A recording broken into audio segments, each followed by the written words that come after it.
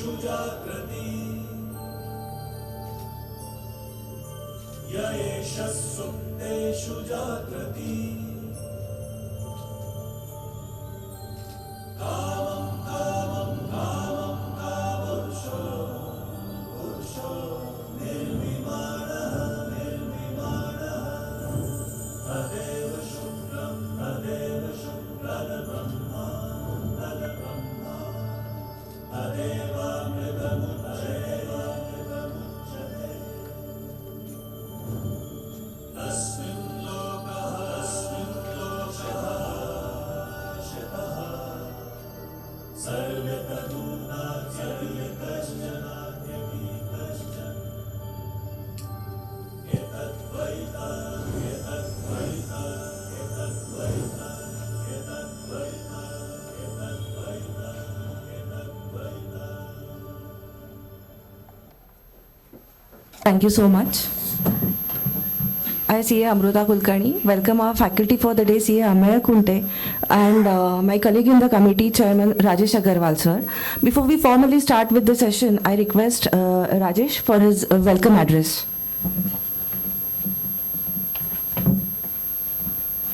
Good morning. Good morning, friends.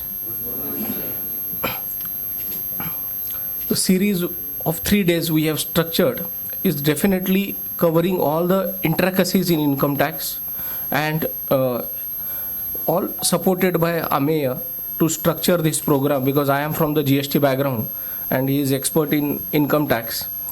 So thank you, Ameya, for helping us to structure this series. I also thanks to all the faculties for giving their valuable time and key insights on the topic during these 3 days. And also support from the participants, because at the end we have to stop the registrations considering the paucity of the space.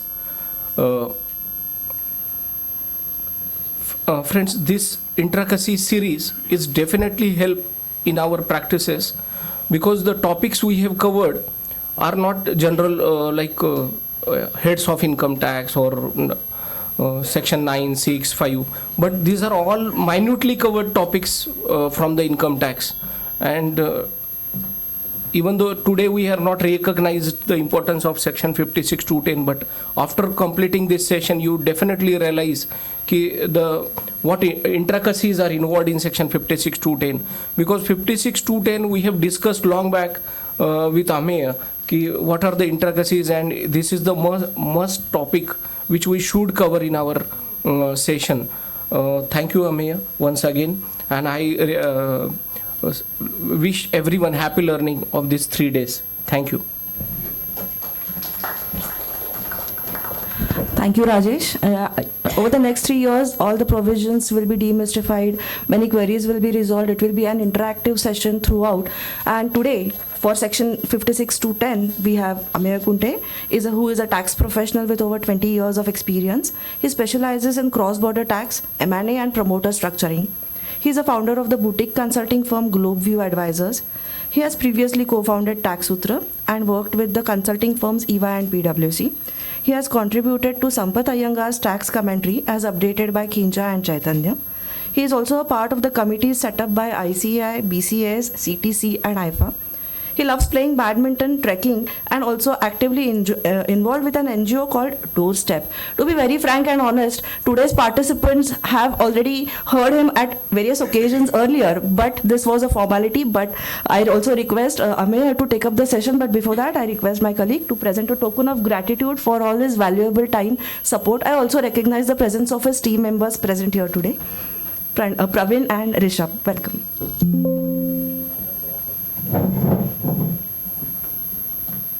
Let's join hands together to welcome Ameya.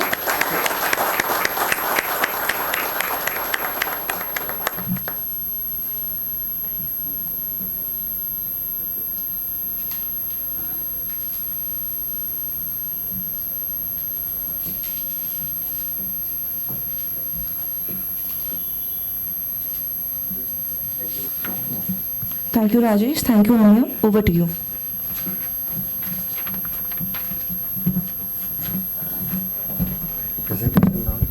November was an interesting month. Diwali, I think the long compliance season, which begins in July, finally has ended before the next compliance season starts, and there couldn't have been a perfect timing for this 3-day session, which is hosted by ICI. So compliments to Rajesh, Amruta, and Pune ICI team for putting together this program.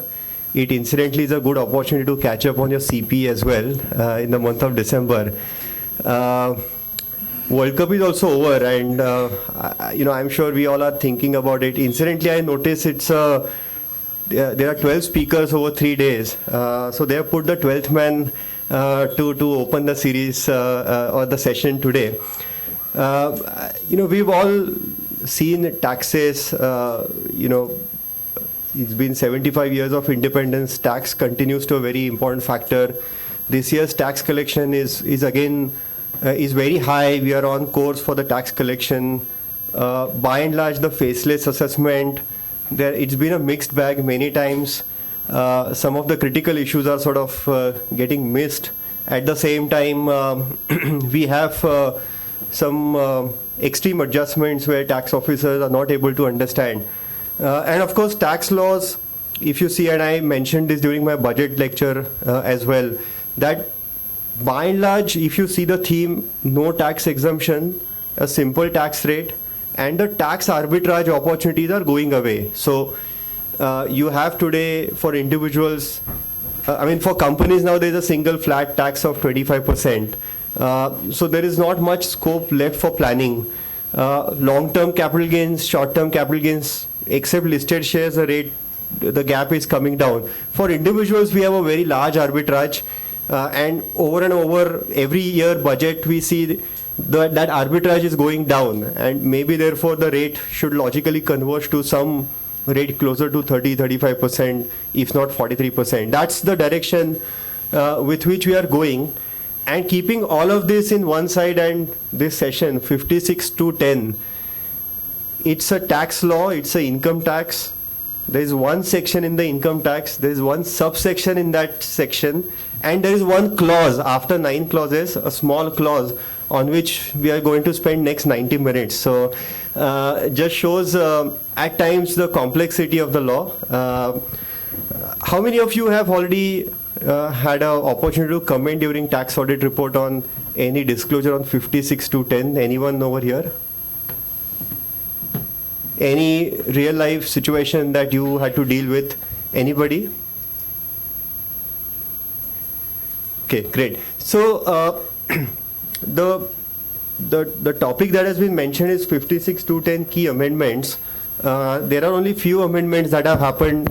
So what I'm going to actually do is look at some important clauses that many of us as practitioners are required to deal with in day-to-day situations, and give my points of view on some of those situations. I think that's going to be my approach over here. If you have any questions that occur to you, please raise your hands and we'll try and cover them. I'll invite those questions at a logical time during the course of my session. I also upfront want to thank my colleagues Vasudevan, Rishabh and Pranav. Rishabh and Pranav are present here. They have helped me put together these slides and do some background material as well. So thank you to both of you as well. So 56-10, this section has been around since year 2009. Just to step back, we have 5 heads of income in the tax law. We all are familiar with salary, house property, business income, capital gains. The 5th or the residuary head is income from other sources. Anything which is not taxed as salary, business, capital gain is covered in the residuary head, and 56 covers residuary head. A dividend income is a good example where something would be taxed as income from other source.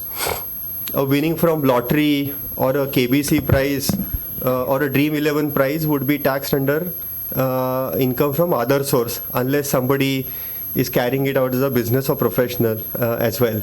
I said it in a lighter vein.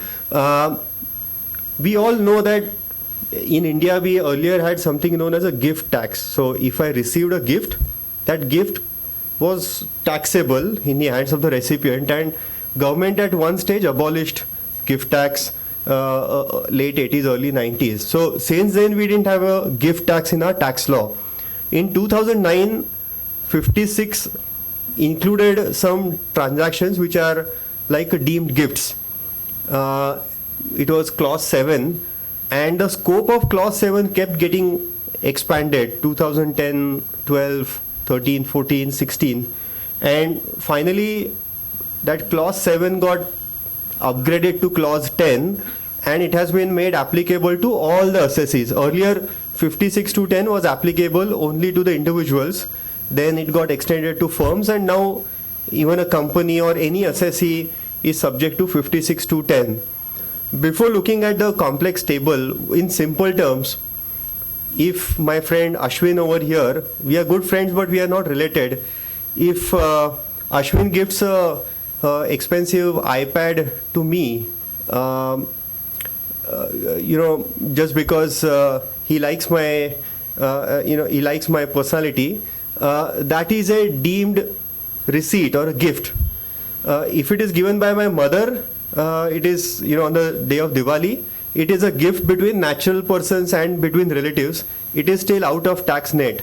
But when two non-related entities do a transaction which is without a consideration, such a transaction is subject to section 56 to 10.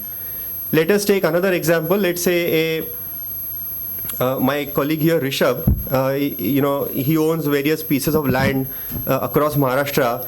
Let's say he says, Ameya, take this land to you, because you like doing agriculture, take it. That receipt of land, Rishabh is a colleague of mine, we are not related. This receipt is receipt in my hand, and it would possibly be covered under 56 to 10.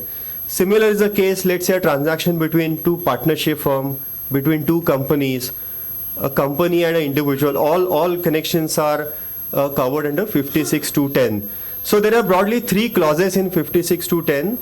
Any sum of money which is received without consideration and where the value is above 50,000. All Apple products are above 50,000. So, iPad or iPhone from Ashwin would get covered over here.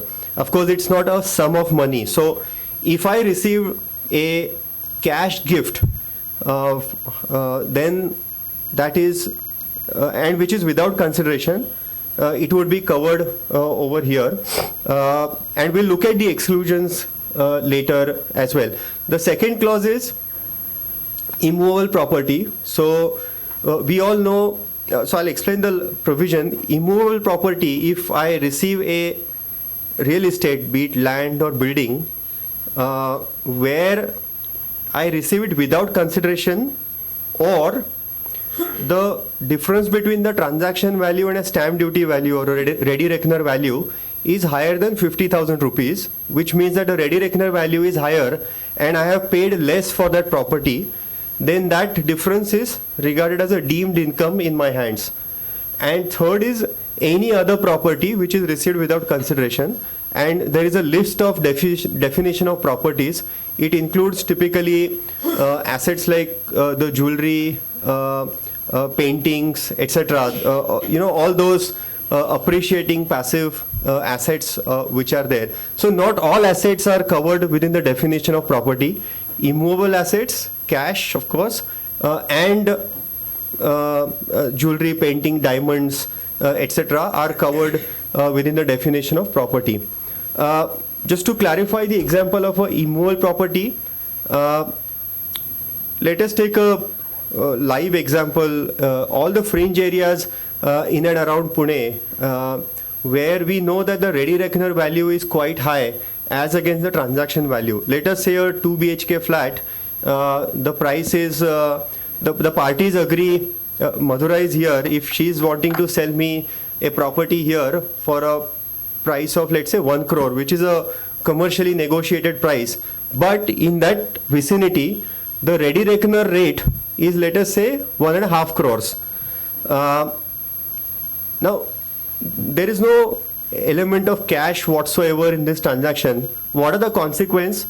She is selling the property to me for 1 crore, she as a seller is subject to first section 50C because stamp duty value is 1.5 crores. She is selling that property to me for 1 crore. The difference between these two is a deemed consideration in her hands. So she as a transferor has to pay a capital gains tax on 1.5 crores of sale consideration and not 1 crore as a sale consideration. This is consequence number one. There is the other side of the coin. Me as a recipient, I am buying a property worth 1.5 crores for 1 crore. So in a way I have received a benefit, a deemed benefit to the extent of 50 lakhs on account of this immovable property transaction. And it would get taxed as income from other source in my hands. So this is a consequence relating to property. The same is case with shares and so on, which is covered in the third clause of other properties. Take an example of shares. Let's say Rajesh is selling me shares where the fair value of share is, let's say, 125 rupees per share. I am buying it at a par value which is 100 rupees per share. For him as a seller, 50 CA will get triggered, wherein the difference will be taxable in his hands as capital gain, and in my hands as a recipient I am required to pay a deemed gift or a income from other source. Why these provisions were introduced? They were introduced essentially to stop the black money problem, where often this consideration below the fair market value is given by way of a cash. So both for the buyer as well as the seller, government has tightened the screws, so to speak, and this would be regarded as a income in my hands. I'll take a pause over. Okay, I'll cover one more aspect and then take a pause and invite questions. There is a standard deviation on real estate property, which is 10%.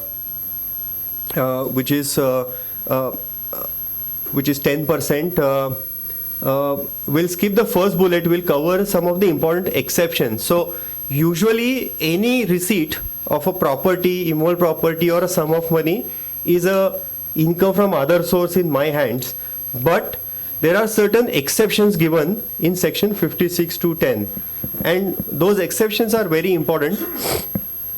The first exception is any of these transactions where the receipt is from a relative.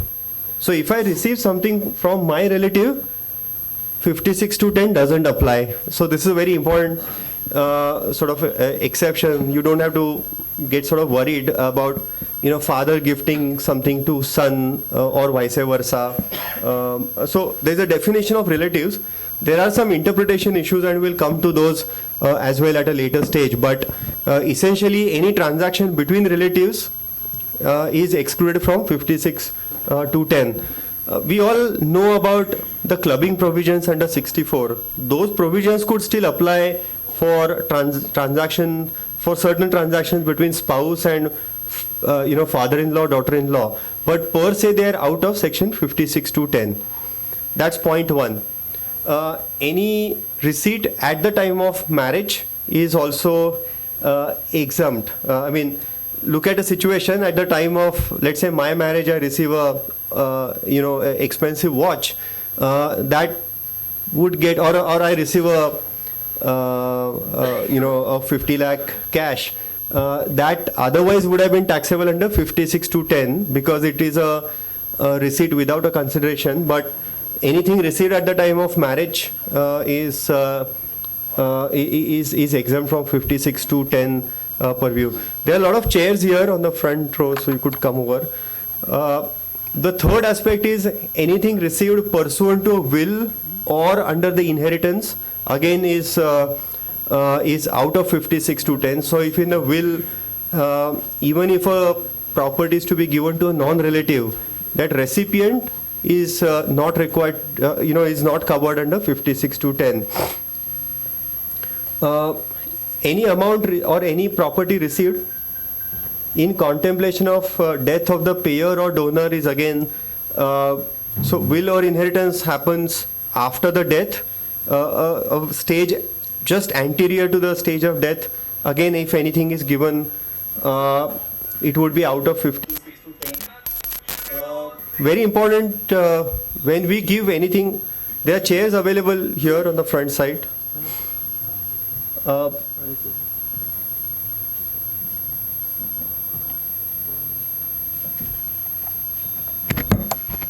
कोणातरी बाहेर थांबायला सांगून इथे guide करा लोकांना कळत नाही. Any transaction with a charitable trust or institution, both ways, any amount given to a charitable institution, typically a donation is without consideration. It is out of the gratuitous thought.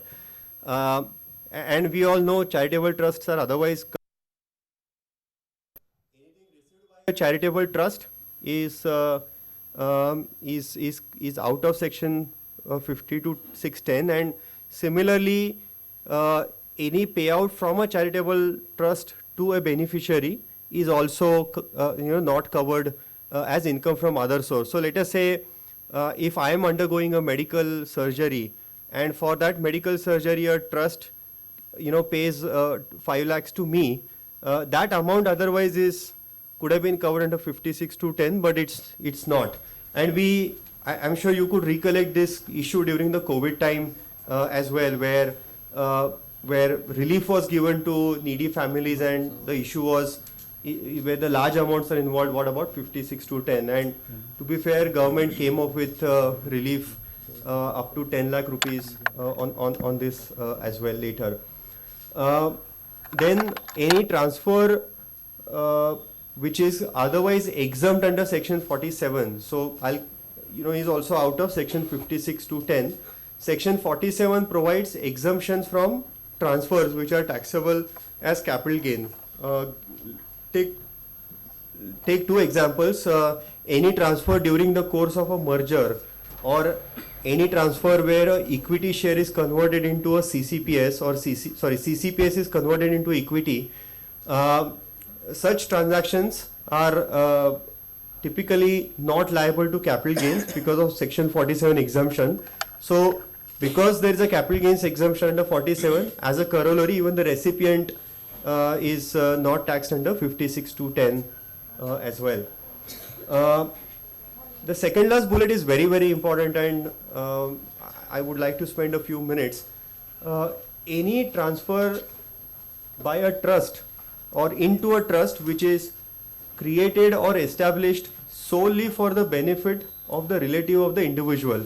So this is typically private trusts which people establish.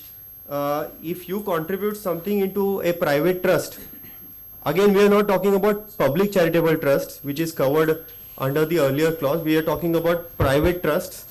So I set up a private trust for the benefit of my children. Any such contribution into that trust otherwise could have been subject to 56 to 10, because of course there are debate on what is the status of the trust, is it a separate person, etc. But law specifically has given an exclusion.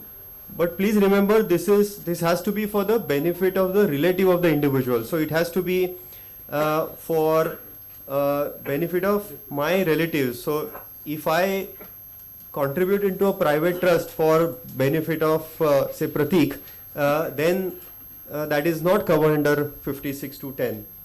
And then of course last but not the least, the COVID related assistance. Any COVID related assistance for medical health or upon death of the employee, from the employer there is no upper limit. If an employee receives something, if an employee's family receives a benefit after employee's death during the COVID or because of COVID, then the entire amount was tax free. From a non-relative, any COVID related assistance up to 10 lakh rupees, it's tax free. So this is sort of 56 to 10 in the hands of the recipient. I'll take a pause over here in case anyone has any conceptual point before we look at the amendments and specific case studies hereafter. I just thought many of you would be familiar with this, but I thought it will be useful to lay down the principles again. Any questions? Yes. Specifically in case of where sum of money is given to a relative, and it is covered here as an exemption. But from the assessment perspective, if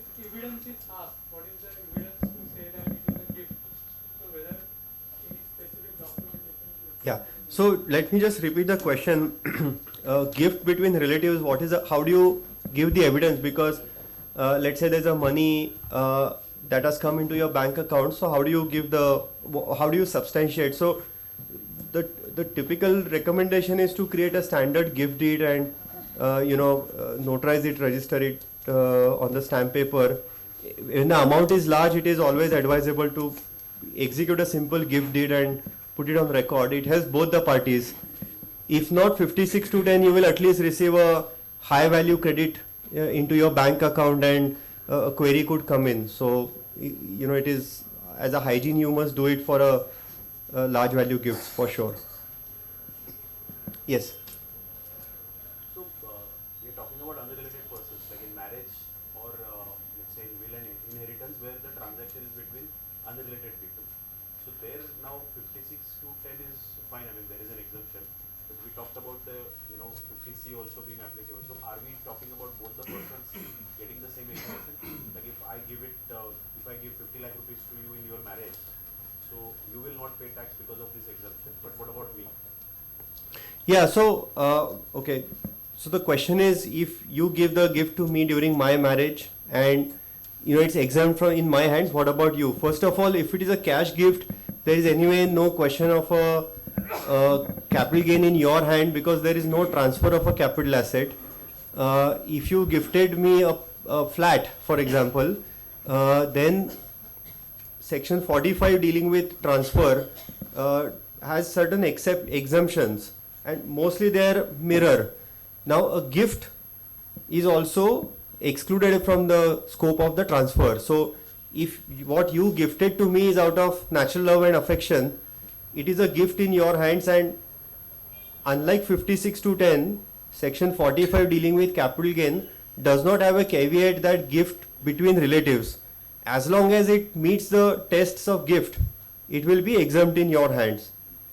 Now, so that has to be demonstrated. The question often comes is, let's say if one company gives a gift to another company, it's a more first fundamental question under the civil law. Gift is typically out of natural love and affection. For a company, how do you demonstrate natural love and affection? Whose natural love and affection? Board of directors? So because companies are not a natural person, so whether a company can even give a valid gift is also a legal question which is there. There are certain, strangely to me, there are certain favorable judgments where courts have upheld a gift between two companies as well. Of course, but so in that case, a transferor may still be able to claim the exemption, but a transferee, in this case, a gift received by a company is not from a relative, and 56 to 10 then could get triggered in such a situation. Yes. Regarding gift for marriage, is there any consideration for the timing? Suppose the marriage is today and the relative gave gift for the marriage 1 month before. So how do you link it to the marriage? Yeah. No, fair point.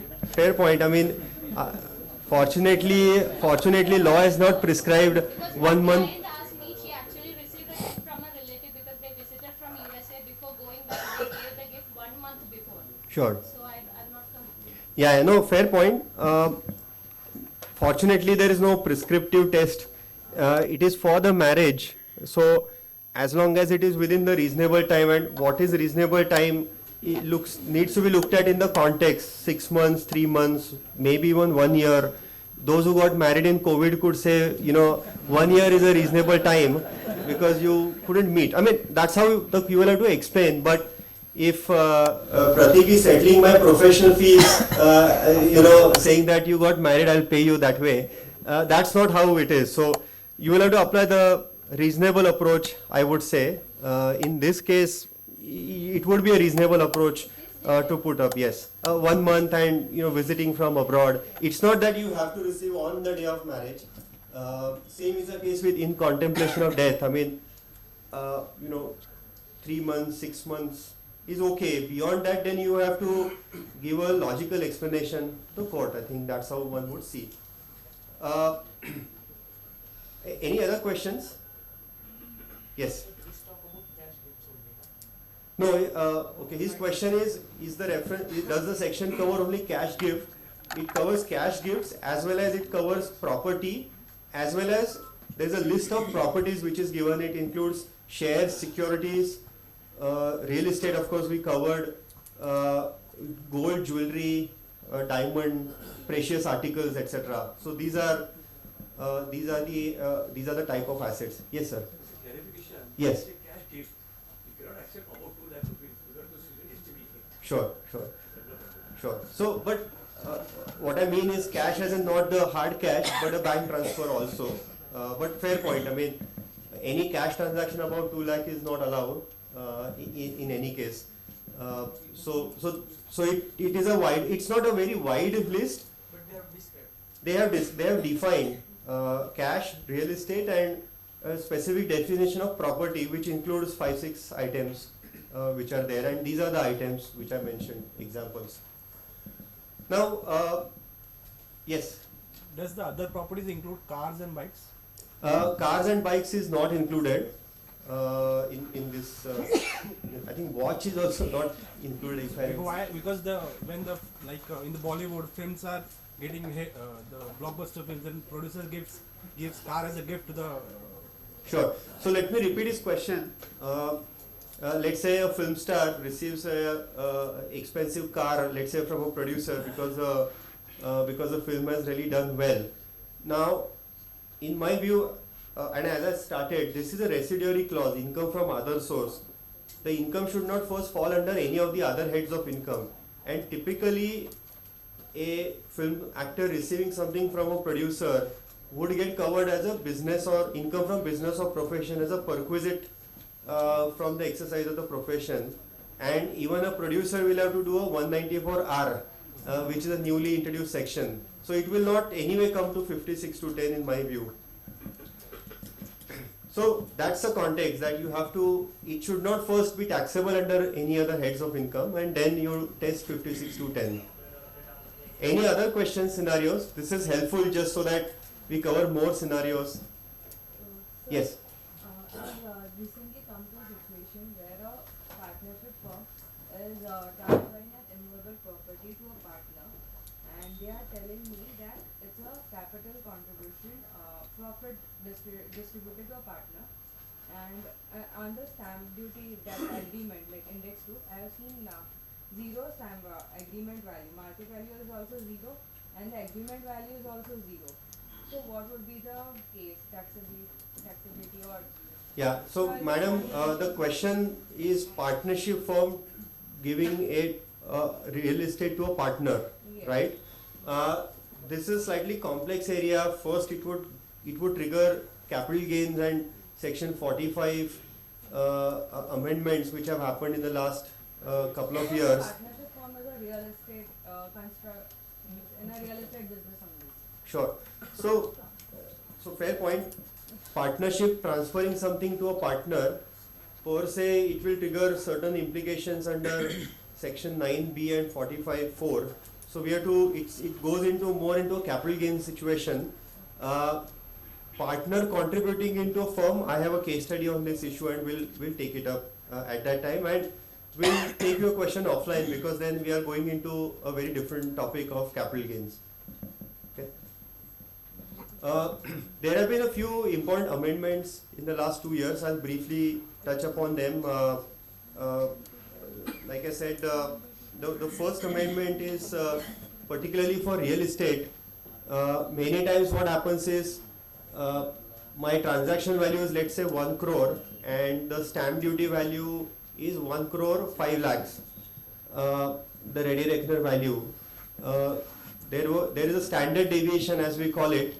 That limit was 5%, it got extended to 10%. So any deviation up to 10% is okay, you don't need to make 56(2) adjustment. This amendment was introduced from AY 21-22, but important point, there are already 3-4 tribunal judgments which have said that because this amendment is clarificatory and beneficial, it will apply from a retrospective effect. So because section 56(2)(7) for individuals has been around since year 2009, so if there is any past case where the difference is only up to 10%, you could make the benefit of these these judgments. Real estate players or the builders during COVID time could not sell their inventory, and they even had to sell the inventory at less than the market price because markets fell, the rates fell, and therefore, particularly for the real estate players selling the property to the buyers, this tolerance limit during a very limited time was extended to up to 20%. Today that limit is not there, but just during this limited time there was one change that was there. And then we already discussed about medical treatment during COVID time was exempt, and during upon death due to COVID, any receipt from an employer is not covered under 56 to 10 without any upper limit, and for other persons up to 10 lakh rupees. There are some forms which are to be filed, etc. So if you are helping any families who've been through this difficult situation, just keep this benefit in mind. Of course, the deadlines are now gone, but it's something useful to know. The third bullet, which is a very, very, very significant change made by Finance Act 22. I'm just giving a larger context. Charitable trusts, over the last 2-3 years, significant amendments have been made. A lot of provisions relating to the charitable trusts have been tightened. You would have filed tax returns for this year and you would have noted, corpus, etc., donation, spending. One more change that was introduced in 56 to 10, we saw the list of exemptions that if a charitable trust provides something, then that recipient is, it is covered in the list of exceptions.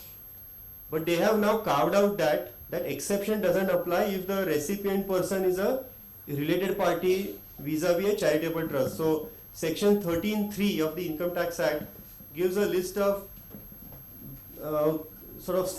related parties vis-a-vis a trust, the founder, the trustees, etc., their relatives. If such people receive anything from a charitable trust, then it is not covered within the 56 to 10 exception straight away. So this is one important change. Again, I think people were misusing the charitable trust mechanism to siphon the money to such people who could control the activities of the trust. So 56 to 10, there is a sort of that exception has been in a limited situations where it goes to a third party beneficiaries.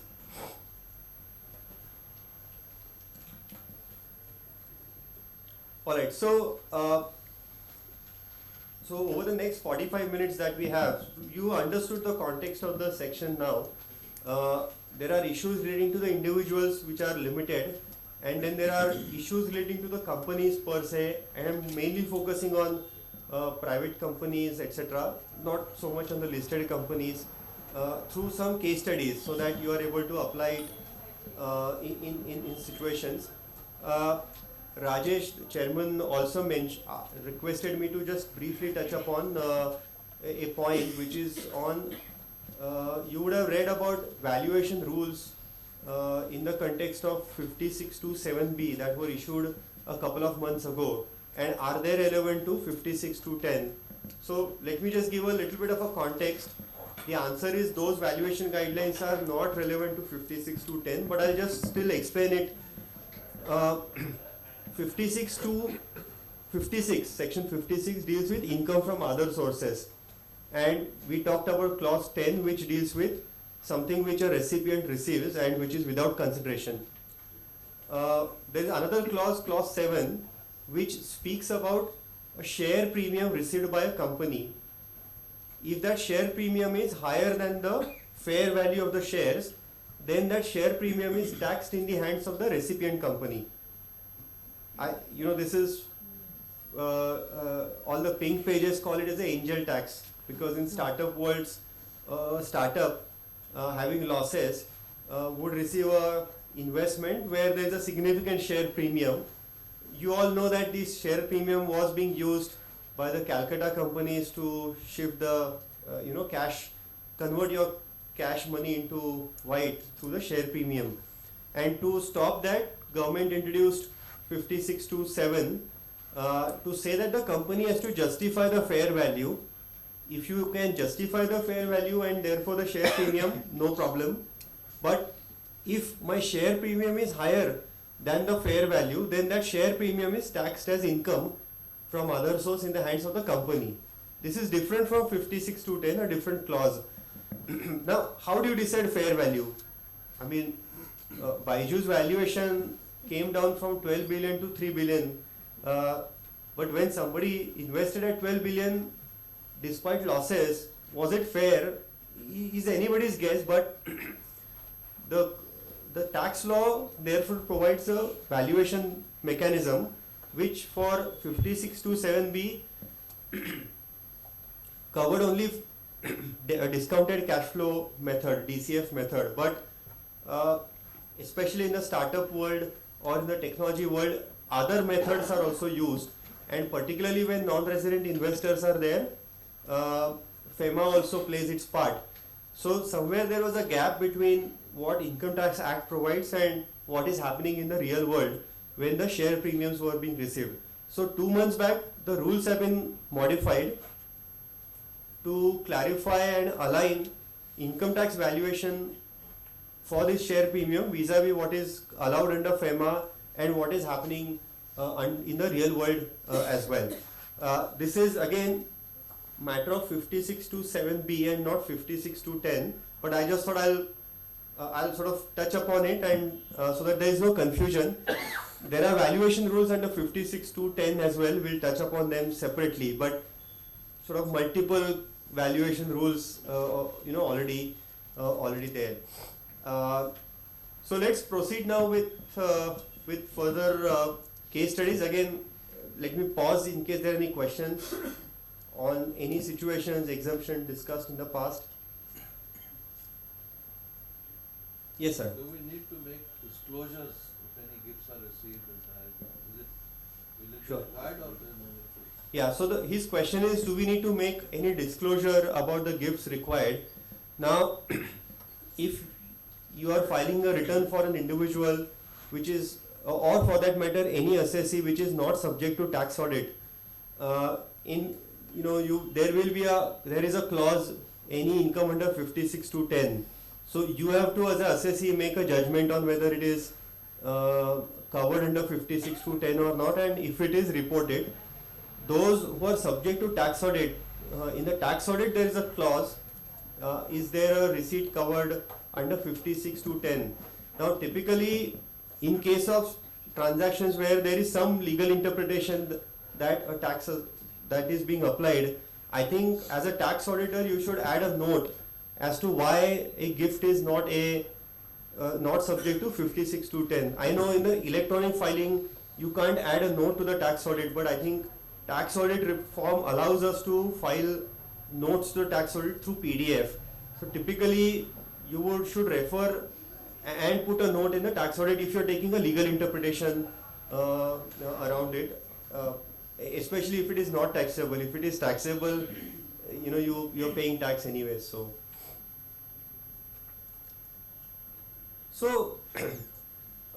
now for the case studies, just keep this in mind, the context. The context is recipient is receiving a property, and now we will take examples relating to shares, and shares is the property covered. So, there will not be any confusion on whether something is property or not. So what is the section? Section says that recipient receives shares which is without consideration. Okay, with this context, now let us look at this is the requirement of the section. With this context, now let us look at some of the case studies which are there. Now, there is a slide, but I'll cover simple situations first. Let's say there is a running company and there are, let's say, 3 shareholders in that company, and company wants to raise more capital from its existing shareholders. Let us take a case of a private company only. So there is all 3 shareholders, let's say, have 1/3 equity share, and company takes money, same amount of money from all 3 of them. It's as we know as a rights issue of shares being made by a private company.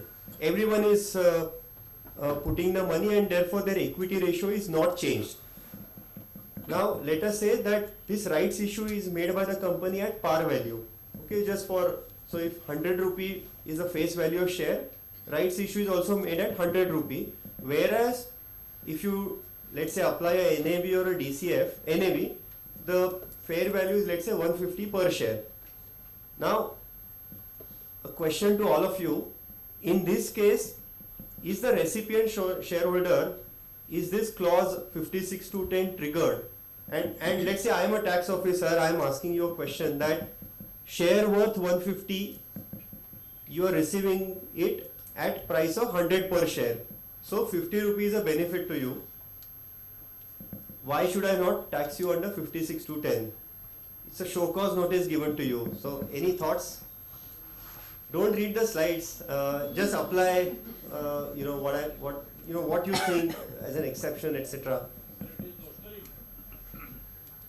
His point is, it is notional income. In fact, 56(2)(10), everything is notional. There is no real income. Sorry? Fair point. But okay, so good point. I think as a principle, everything in there for 56(2)(10) is a notional income. There is no real income.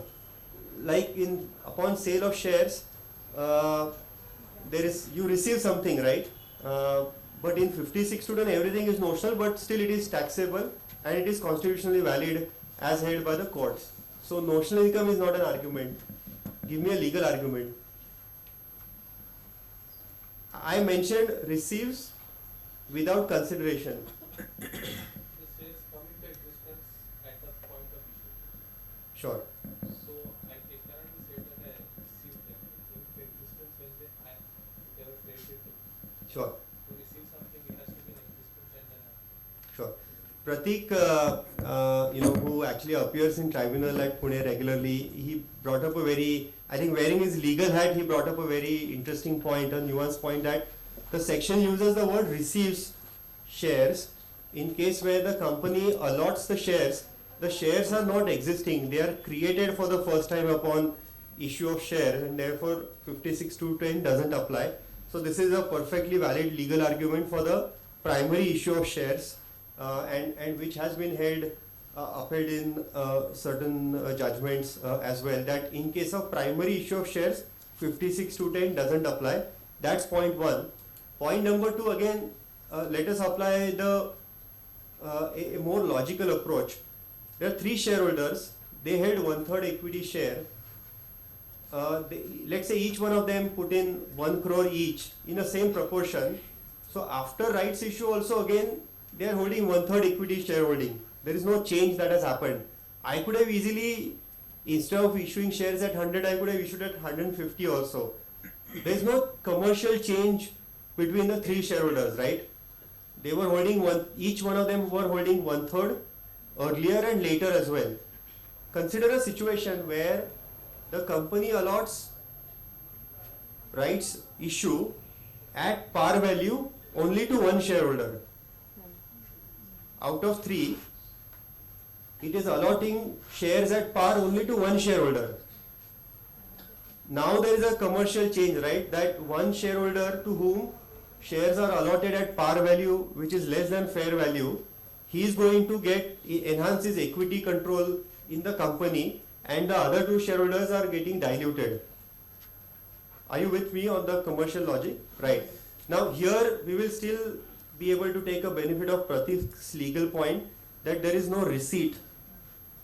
There are judgments to this effect that a receipt is not covered by 56(2)(10), but there are a couple of judgments, especially this Sudhir Menon, which is fourth bullet. There is an observation that in case of rights issue, if all the shareholders are receiving uniformly, there is no 56(2)(10) applicable. But the fact was that the shares were being received in a uniform manner. If there is a disproportionate rights issue of shares, we have a legal argument of receive, but then I have to have a strong commercial rationale also being given for the disproportionate voting rights. My view is that in case of disproportionate voting rights also 56 to 10 doesn't apply because of the legal argument which is there. But then you will be facing a scrutiny as well. This issue often comes up in case of startups related questions because you want to accommodate more and more people on the cap table. The fifth bullet is, I've called it as government's U-turn. Government in 2019 actually issued a circular to say that primary issue of shares is not intended to be covered under 56 to 10. Incidentally, the same issue is appearing in the National Herald case and is politically relevant case. In a month's time, they withdrew this circular and said that no, even for primary issue, 56 to 10 will apply. But we know that CBT circulars are not binding on the assessee and therefore courts will decide for it. We have this Gujarat High Court judgment in our favor as well, which is mentioned in the third bullet. So this is regarding the this is regarding the preferential allotment of share. There are two more situations. A bonus issue of shares uniformly made to all shareholders. Again, so what is the situation? A shareholder who is an existing shareholder receives the bonus shares. Bonus by nature or definition is without consideration in that sense. Or you could say the consideration is that I am a shareholder. I am an existing shareholder in the company. Tax office raised these issues that bonus issue, they issued notice to a shareholder saying that we want to invoke 56 to 10. But there are favorable judgments, enough favorable judgments to say that issue of bonus share shouldn't trigger 56 to 10 in the hands of the shareholder. So, and again, apply the commercial rationale.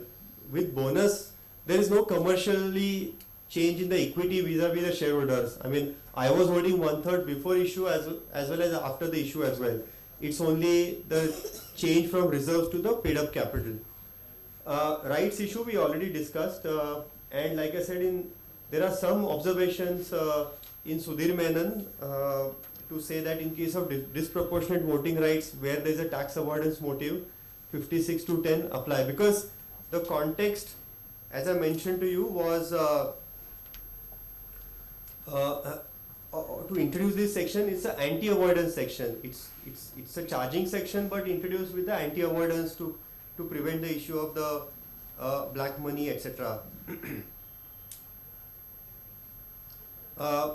This Subodh Menon, further facts are given. Again, it's a issue of it's a situation of a disproportionate voting rights where the court mentioned that if it is a genuine business case, we will not apply. Pratik, incidentally in Sudhir Menon, the tribunal did say that this issue is to be interpreted widely. Now we have a Gujarat High Court on the legal provision, which is favorable.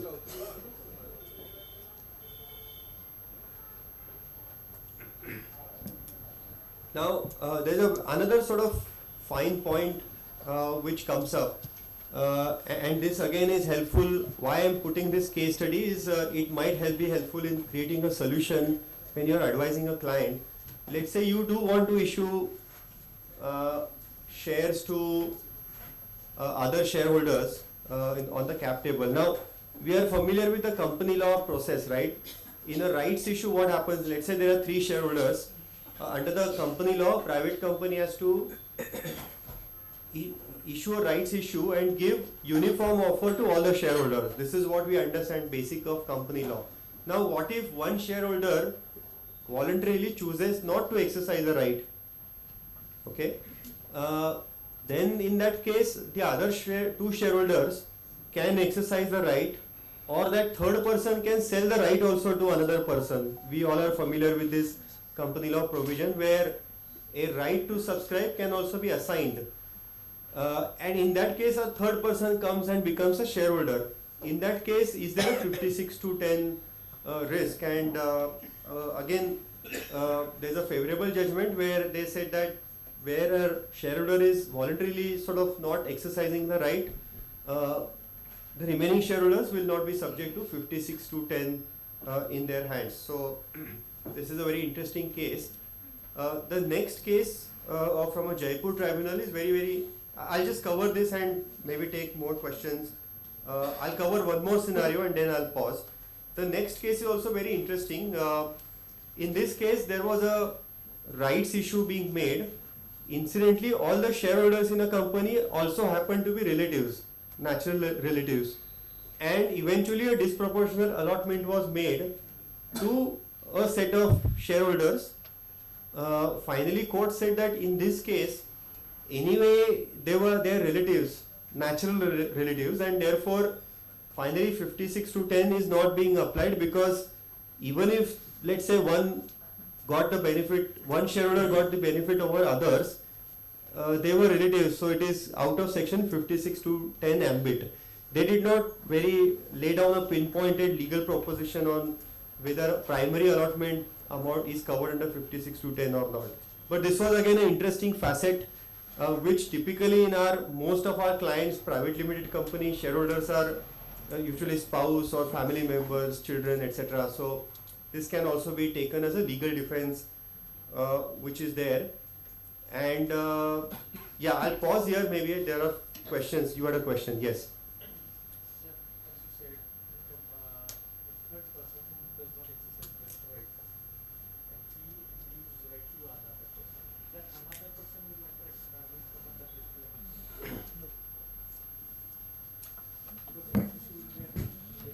Sure.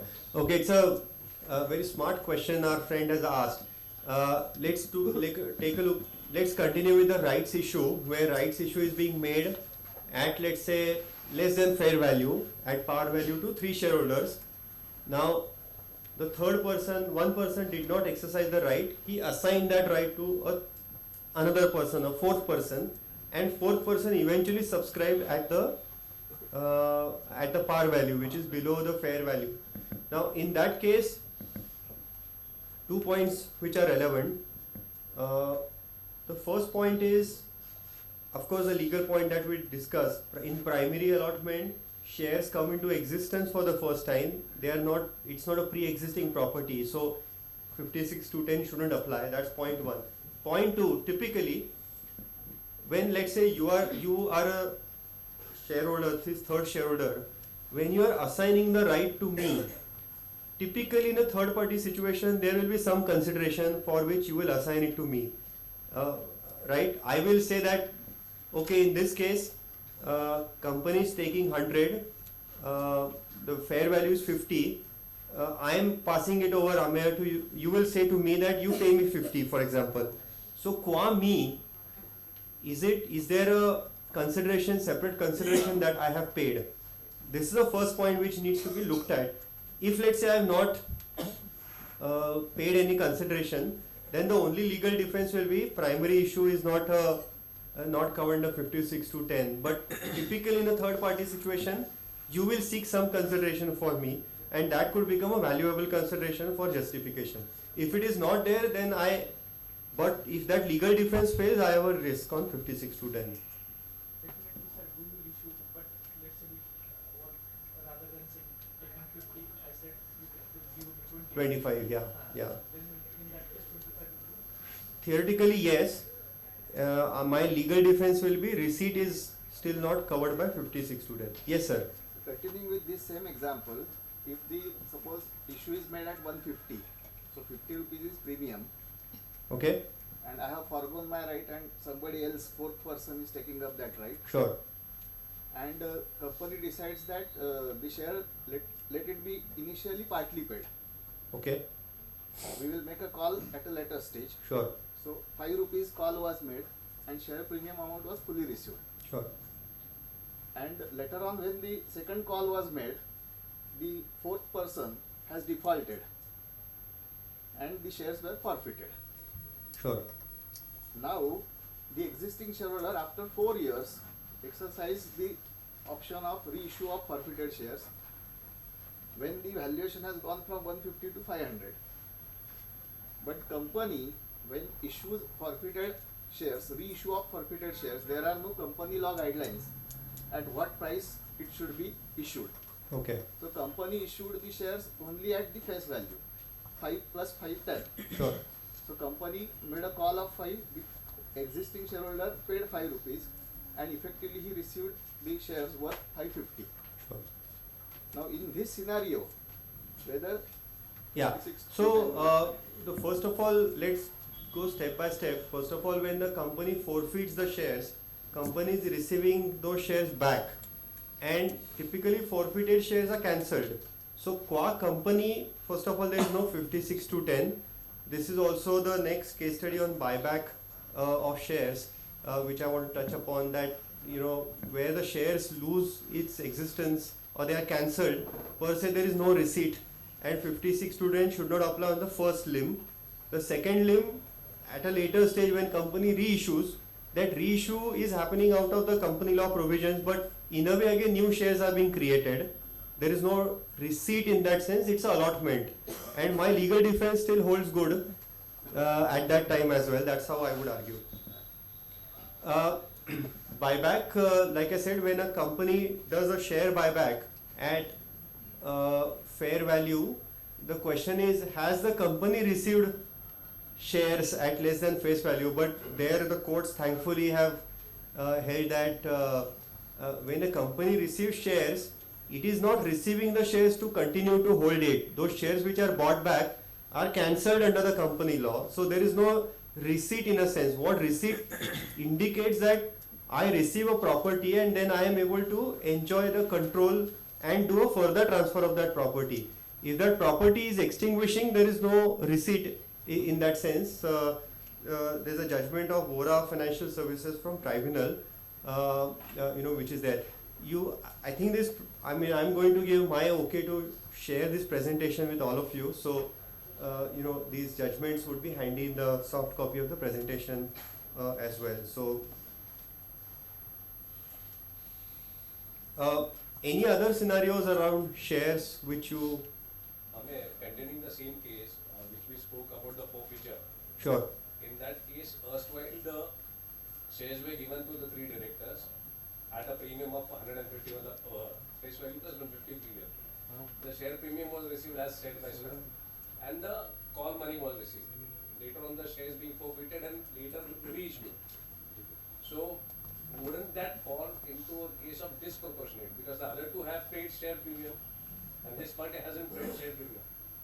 Yeah, so first of all, again, it's a very corner case, and I'm sure company will not let go of the commercial contractual options that are available to sue the shareholder, etc., because shareholder has defaulted.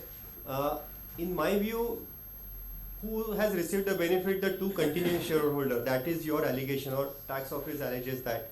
Now, in this case, me as a shareholder, when I exercise my right, I did not know that the third shareholder is going to default unless you structure the transaction in such a way that there is a pre-existing agreement that you will default after 6 months. That kind of a situation. I mean, so in this case, I have paid what is rightfully fair value, and therefore I have not received a benefit. Now, if there are 3 shareholders and they are all professionals and you really go by the shareholder democracy, typically there will be clauses, and as it happens in case of listed companies, these forfeited shares typically go into a trust, etc. It's not that the remaining 2 shareholders benefit from it. But if they do, in my view, they have still not received a benefit out of their own actions, and therefore it should still be out of 56 to 10 because they have paid the fair consideration due on their shares. That's how I would argue. I'll move on to the next legal issue. Again, just to step back, 56 to 10 is applicable where a recipient is receiving an asset without consideration. Okay, that's a golden rule for this morning. Now, we talked about receipt as a condition. The other limb is receives an asset without consideration. So asset, let's spend some time on what is asset. And on the first slide we saw cash as in not the hard cash bank is covered. A receipt of immovable property is covered. And third is there is a definition of property which includes shares, securities, the jewelry, archaeological the paintings, etc., diamonds, etc. Now, so this definition of asset is very interesting, and there are certain nuances, very important ones. The section says that following definition means assets, and it also says that other than capital asset, following capital assets shall be regarded as a property. That is the definition of property. So the starting point is that all of these assets should be a capital asset. Now let's go back to our CA final days or a fundamental concept. What is capital asset? For capital gain purpose, capital gains are chargeable to tax on a capital asset. So a motor car is a personal asset, personal effect, and is not a capital asset. A motor car of a car dealer is a stock in trade. It is not a capital asset. A real estate for you and me is a capital asset. A real estate for a builder is not a capital asset, is stock in trade.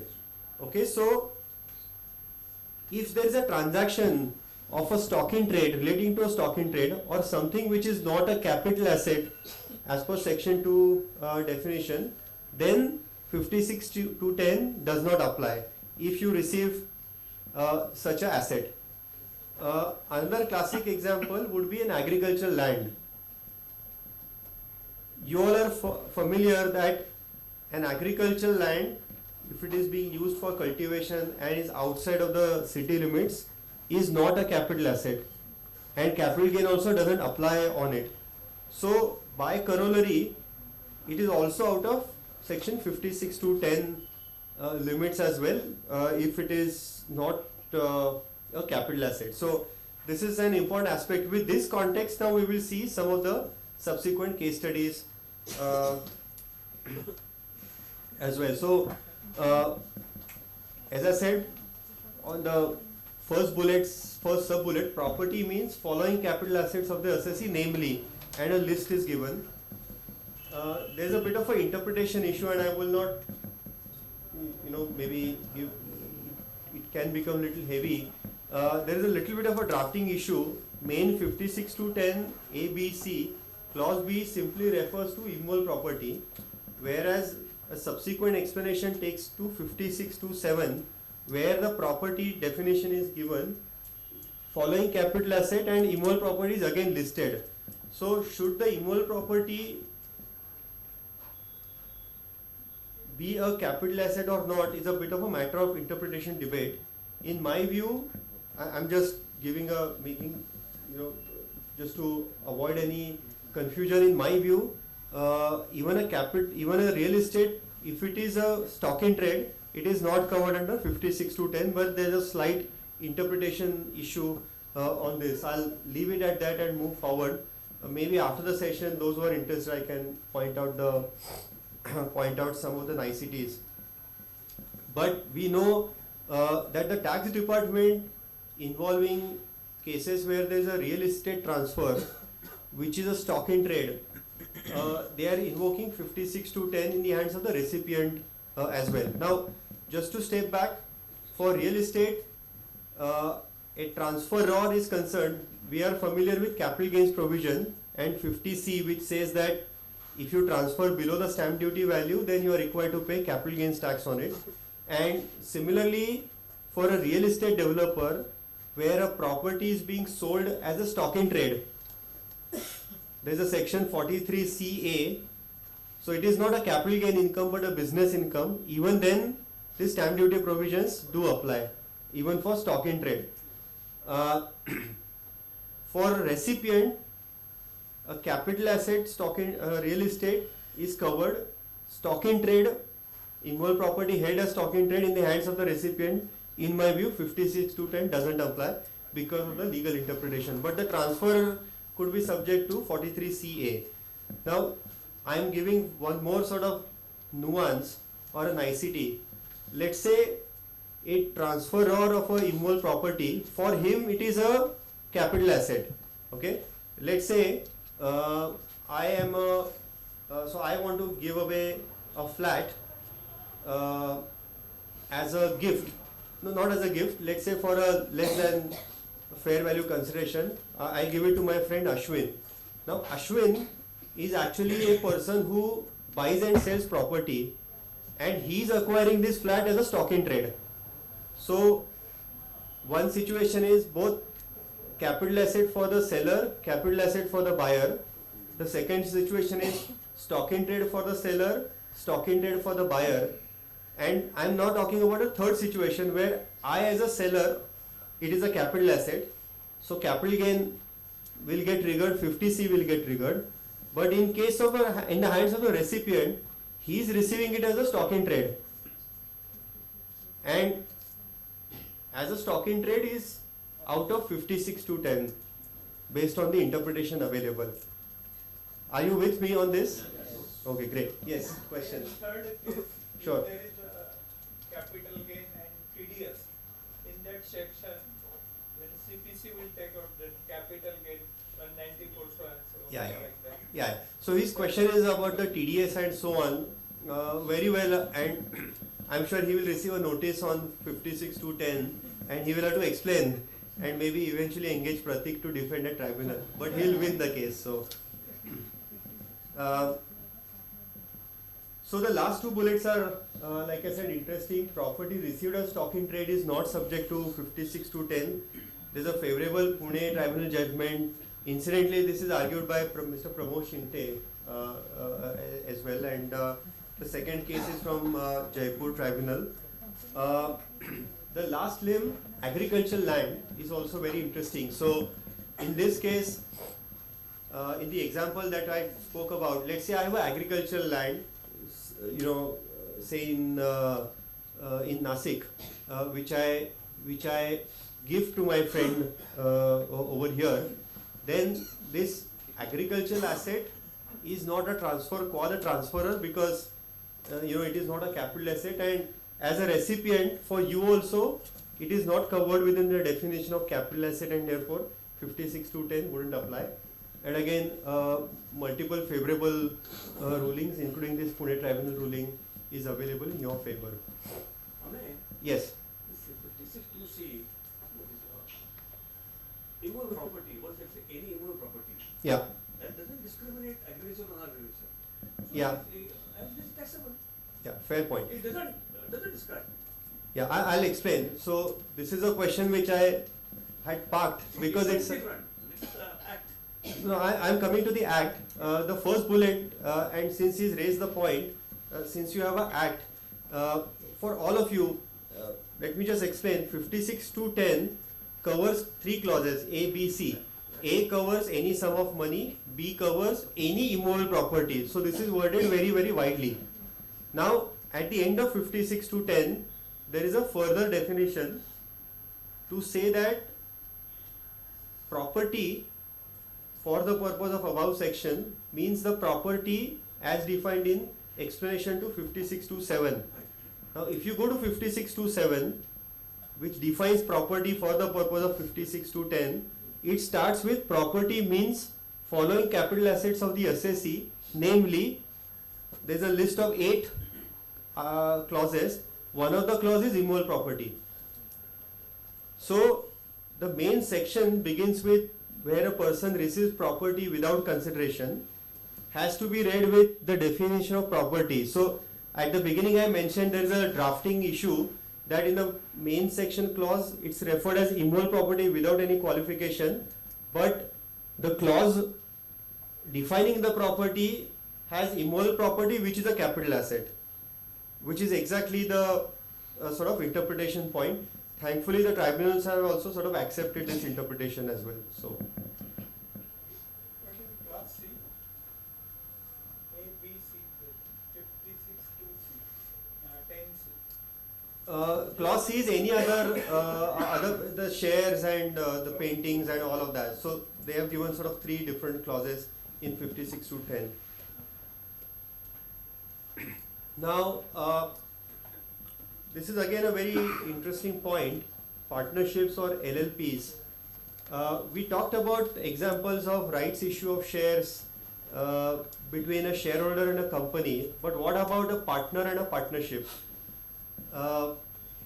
Again, I'm not going into the capital gains issue because of 45(4) and 9(b), where a partnership firm is distributing assets to the partner. That issue is not there. I'm not covering it today because it will take an hour and it's a capital gains issue.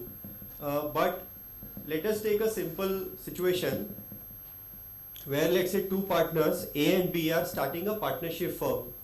Partner B, both, let's say, have agreed for a 50-50 share in the profits of the partnership firm. I'm taking, for example, firm, not LLP, though both are same. Now partner B says that I'm putting a cash of, say, 50 lakh rupees as my contribution. Cash as in, bank transfer.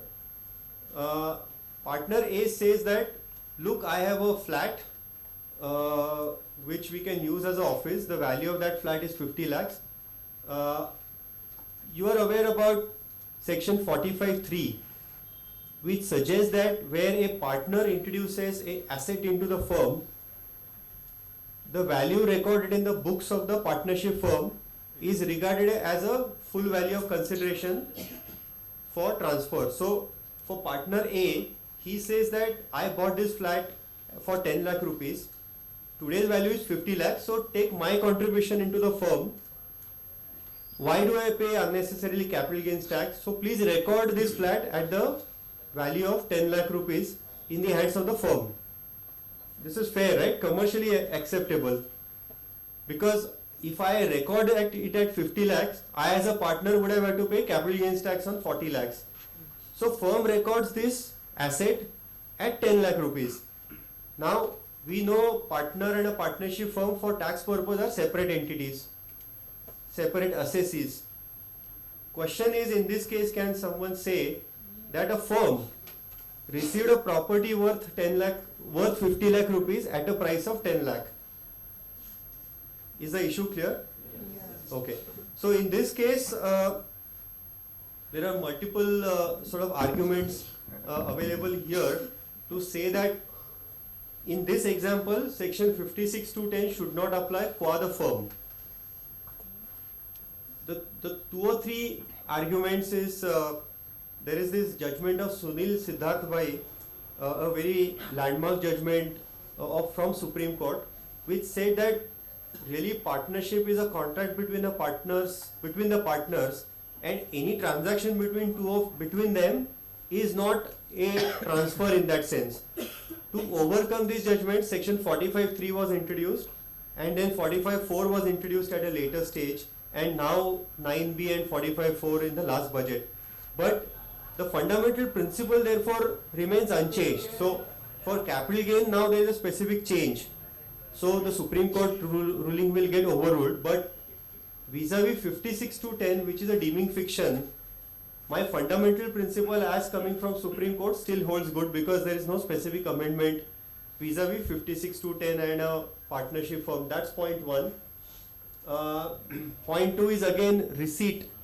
So when partners contribute and a firm comes into existence, there is no receipt, but it's a contribution. This is a slightly hair splitting of the legal words. The third point, and as I see, even from if I wear my commercial hat, look at a firm or even a LLP. Now, if a firm receives a flat from a partner, let's say firm records it at the price of 10 lakhs, but then there is a credit that goes to the partner's capital account of 10 lakh, right? So vis-a-vis the firm, it is a liability due back to the partner. So for firm, it has received a asset and there is a equivalent liability as well. Vis-a-vis firm, there is no benefit. You record it at 50 lakh, partner's capital balance is again 50 lakh.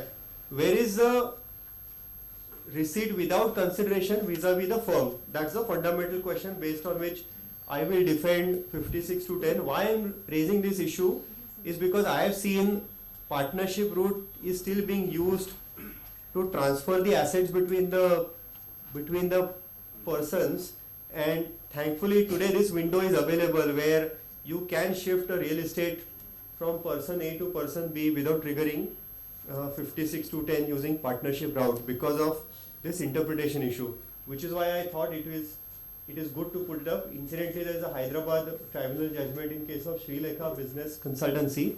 I must add that that judgment does say that in this transaction, if there is a tax there should be no tax avoidance. So that qualification is added to that legal interpretation as well in the judgment. So and the same point on if a partner introduces a stock in trade into the firm, again, you have additional argument that it is not a capital asset but a stock in trade, and therefore 56 to 10 doesn't apply. So if a land is being contributed into a partnership firm as stock in trade, 56 to 10 doesn't apply to a firm. That's a takeaway. And we are almost at the end of the time allotted to me, 11:30. So I'll cover this slide and then I'll pause. There are a couple of more slides, but they're not significant. I've tried to cover. I'll cover one more slide. Amruta, Yes. 5 more minutes if I can take. 10 minutes if you want. Okay, no, I will respect the time because next speaker Started is. 10 minutes late. That's fine. I'll cover 2 slides and then I'll pause in the next 5 minutes because then the next speaker can start on time. The definition of property includes shares and securities. Okay, so if there is a transfer of shares, 50 CA will apply for capital gains, and for a recipient 56 to 10 will also apply because share is defined as a property. What about the LLP interest or a partnership interest? Now, under the LLP law, the law specifically envisages that I can transfer my LLP interest to a third person, like shares. We know there is a partner admission and a retirement, but a LLP interest can also be transferred. Are you with me on this proposition? Okay. Now the question is LLP interest a property? In my view, it is not a share, it is not a security, it is not a marketable instrument because the partnership deed, LLP deed will put certain restrictions, and therefore, in my view, LLP interest is not a property for the purpose of 50 CA as well as for the purpose of 56 to 10. What I am trying to get at is that if, let's say, I transfer my LLP interest, which is worth, let's say, 5 crore to Amruta for 1 crore, I am required to pay capital gains only on 1 crore, and Amruta is not out, doesn't have to face a 56 to 10 consequence because she is not receiving property as covered under 56 to 10. So this is sort of one more loophole or whatever you call it is available on the law today. And then I'll come to my last slide and then I'll take questions as well. I mentioned to you this concept of relative. What section says that if I receive something from my relative, okay, please pay attention to the words. If I receive something from my relative, then 56 to 10 doesn't apply to me. So I am a recipient. Now look at the definition of relative. It's a fairly standard definition in case of an individual, spouse of individual. So my spouse, if I receive something from her, it is out of 56 to 10. If I receive from my brother or sister, that is clause B, spouse or brother, sister, parents, the brother, sister of either of the parents, lineal ascendant or descendant of the individual, lineal ascendant, descendant of the spouse of the individual, and spouses of all these persons. Now, in real life, and trust me, this is not a theoretical slide, I have had an occasion to advise in 2 situations where the scenario put up on the table was involved. So, Mr. X, he has a sister, Miss Y, and Mr. X has a daughter, son, whatever, doesn't matter, and Z received a gift from Y. Okay, now how will you apply 56 to 10 vis-a-vis Z? Is Y a relative? Yes. Answer is Y is a sister of my father. So it is covered in clause C. Okay? But now you flip the relationship. If Y receives a gift from Z, Y receives a gift from Z. So aunt or uncle is receiving the gift from nephew. Now it is the reverse is not covered within the definition of relative. So Z is not a relative of Y. Okay, so then there is a 56 to 10 problem in the hands of uncle or aunt. So in family transactions, we generally say, okay, do whatever you like, no problem. But just try and keep this nicety around definition of legal relative. There could be some other situation, but in 2 cases in the last 1 year, we had to, this situation came, and then of course we had to suggest them through 2 layers, etc. But the direct is a problem. In a lighter vein, मावशी भाषेला देऊ शकते, भाची भाषेला देऊ. Sure. Yeah. मावशी भाषेला देते. Sure. Allowed, भाची भाषेला देते. So this is briefly 56 to 10 for you, gentlemen. If there are any questions, I am happy to take for a few more minutes. It's a very interesting section. Like I said, just one clause in a section in the Income Tax Act, 90 minutes. I've seen there are books just on this clause published as well.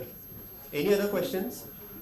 This is in a way a deemed gift concept which is getting bigger and bigger as we go along every year. Any other questions? 194R overrides. So 194R, sir, is already very limited as in it's very specific in scope. I am carrying a business. I give a benefit or perquisite in the course of carrying out the business, and then of course benefit is given, and typically when the recipient is carrying the business, so multiple conditions are there. So here limit is 50,000, there 20,000. Sure, more than a limit, I think the scope itself is different. If it is anyway, if there is something which is given in the course of business, it is anyway taxed as business income. Again, this is a residuary head. This is income from other source. If an employer gives a gift to the employee, okay, you can't say that that gift is not salary. I mean, there's a small limit of 5,000, but otherwise it's taxed as salary in the hands of the employee. So similarly, so everything else is covered under this residuary section. So thank you so much for your patient listening, and thank you to ICI, Rajesh, Amruta for the opportunity.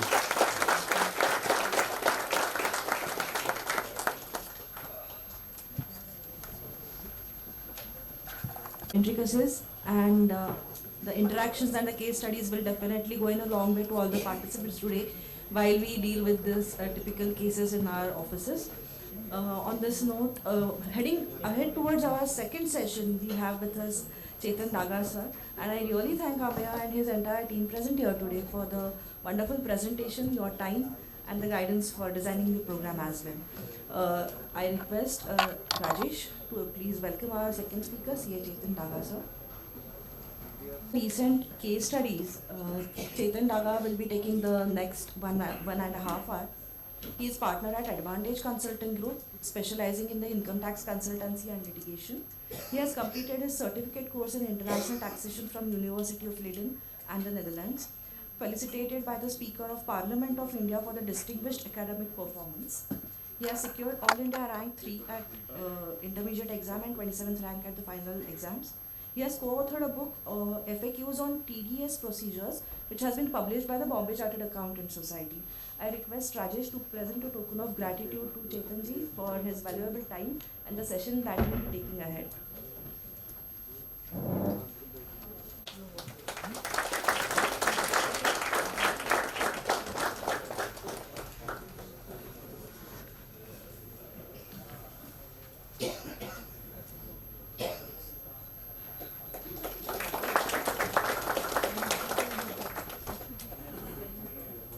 Thank you, Rajesh. Before I begin, big thank you to the entire organizing committee for this opportunity. And also because they gave me the simplest of the topics that's there over the 3-day course. Topic that's given to me is recent controversies. So there are no right or wrong answers. I only have to talk to you about possibilities. Second, what's a controversy? Somebody may say it's a controversy, somebody may say it's not a controversy. So in that sense, it's a very open thing for me to discuss.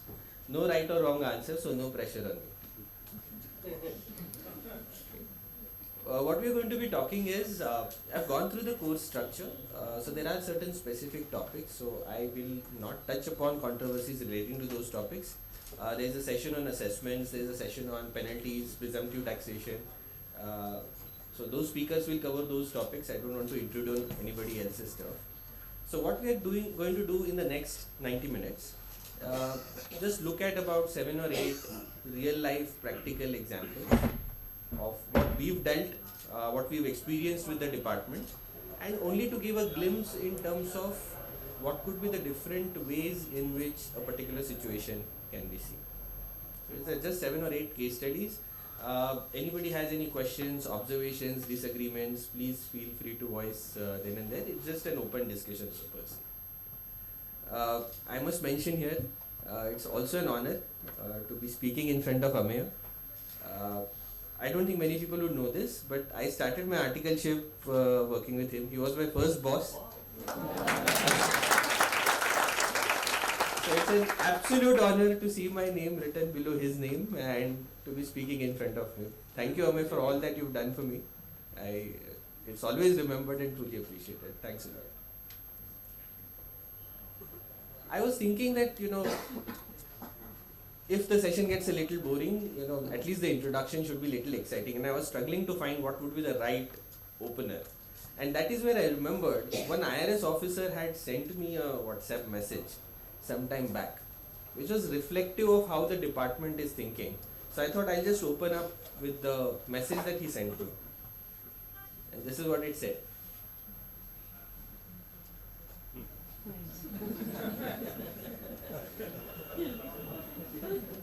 I've used this very often whenever we talk to clients. Generally we get a question, really does department look into things at that level of detail? Are you over-engineering things? I have not faced an issue in the past. I just tell them this. When the time will come, the time will come. Okay. First case study. Very simplistic. So there is a company, Pico. It is into services, providing recruitment services for clients in India and abroad. Smallish operation. So if you look at the P&L, sales of about 12 crore, costs of about 10 crores and profit of 2 crores. Bulk of the costs were salaries, rent, office expenses, etc. So as simple as it could get, and very clean operation, no cash deal. So one would have thought in the assessment, what can go wrong? Okay, so here is what went wrong. The first notice said, submit memorandum, articles, balance sheet, tax computation, tax return, etc. And it was submitted by the company in the natural course of things. And this is what the AO picked up. The main object of the company said to carry out business as a trader, distributor, manufacturer, blah, blah, blah, in the areas of software development, software as a service, database management, project management, etc., etc., etc. All relating to software and business advisory. So what the AO said was, I don't need to get into details. The entire debit side of P&L I will deserve. Why so? Because you are in the business of recruiting. What is there in the main objects of the memorandum? Everything other than recruiting. So he said, this is a simplistic section, explanation 1 to 37.1. For the removal of doubts, it is hereby declared any expenditure incurred by an assessee for any purpose which is an offence or which is prohibited by law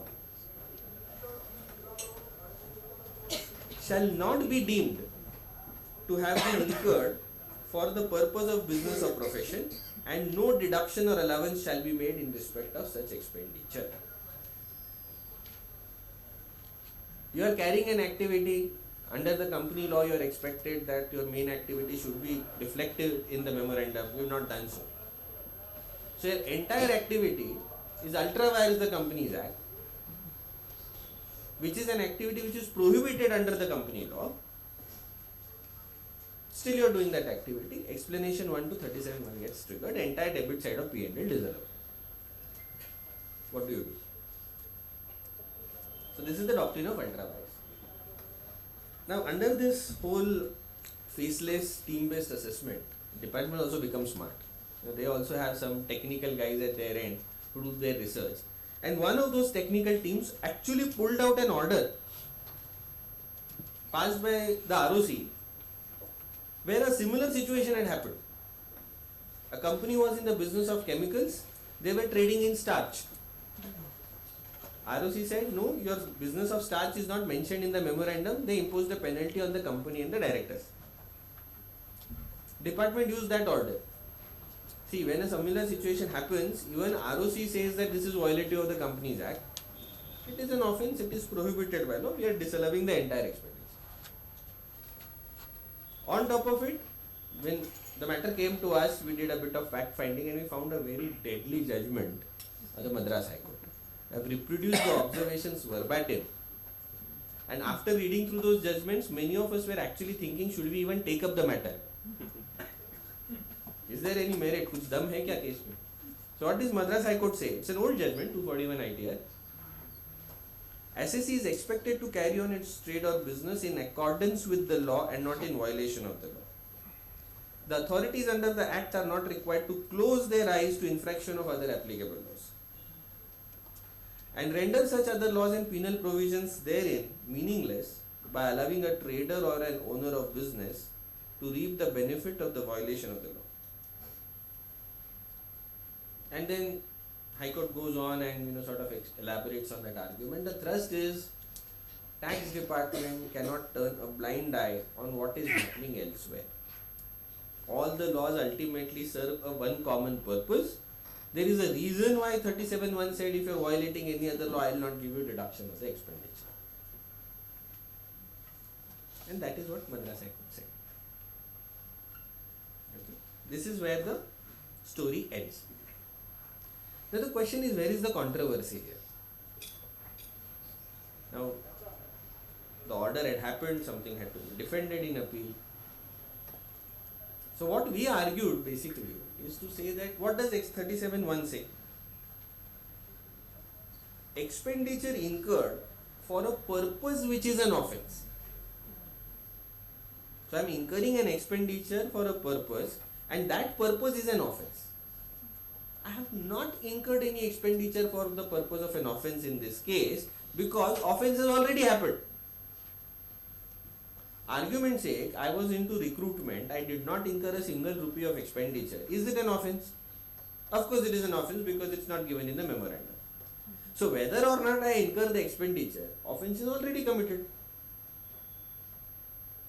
So this is not an expenditure for the purpose of an offence. Playing with words. Thankfully, good luck prevailed. The appellate authority said yes, makes sense. While this is definitely not a desirable situation, it does not fit into the express wording of 37(1) and therefore disallowance was overruled. If you ask me, I am not 100% convinced with the appellate order.